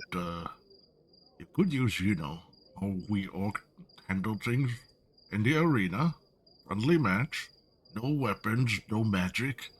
Just you and your fists. You win. You're in. You a wrestling match. Never thought of that. Mm-hmm. Just for fun and games and recreationals. Not just recreationals. If somebody wishes to join, then he needs to be proven himself. Battle the strongest person in the Brotherhood. If he wins, it means he's worthy of joining, and if he loses, well, Well, at least it was fun and an entertainment for the rest of us. May I suggest something as well? Oh, yeah. Sorry. No, I recommend whoever joins. I agree with Durotan. Will prove themselves, followed by a signature. And if they want, they can mark it with blood as well. have it their choice. I and blood. Yeah, imply the blood first, but if they question it, then it will prove that at least then they have some level of an intellect. Yes, exactly. And I looked at yeah. Durotan like, I do like, however, your idea about a fight. I'll say, I'm gonna have a lot to study to in order to be in this position, but I believe that offering certain tests, fighting in the arena can be a strength of test, test of strength, then another of test of stealth, test of dexterity, test of cunning, test of yeah, I agree. Well, I would say that a test of cunning is, test of bravery. Just because you may not have any particular skills doesn't mean that you're not useful. in terms of, a test of skills, I would say why not, sneak up at night to the highest pillar on the temple and just simply write your name on the very top without being seen by the guards. The higher you go, the better. Or stick a flag.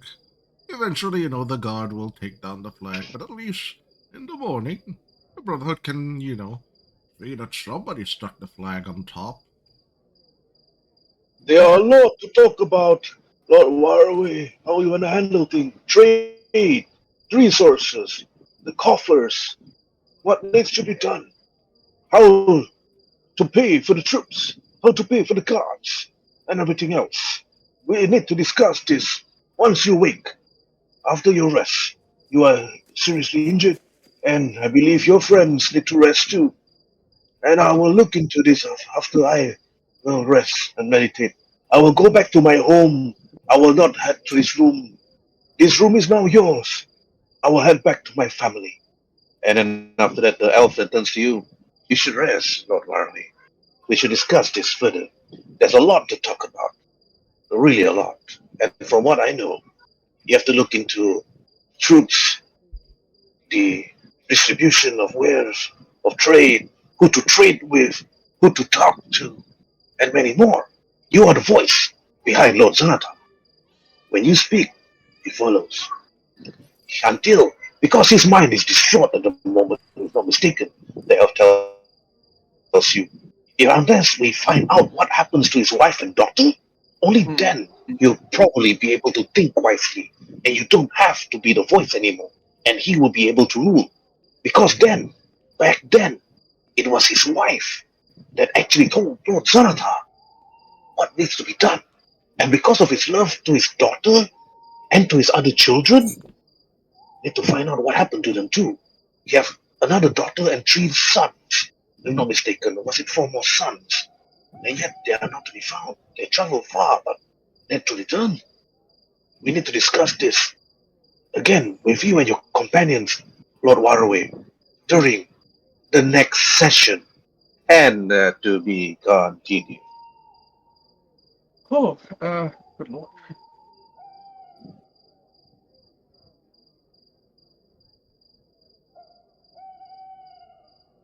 that was Okay. great. Actually, I thought There's about no murder. Where's the bloodshed? There's supposed to be a battle between all these talks over here.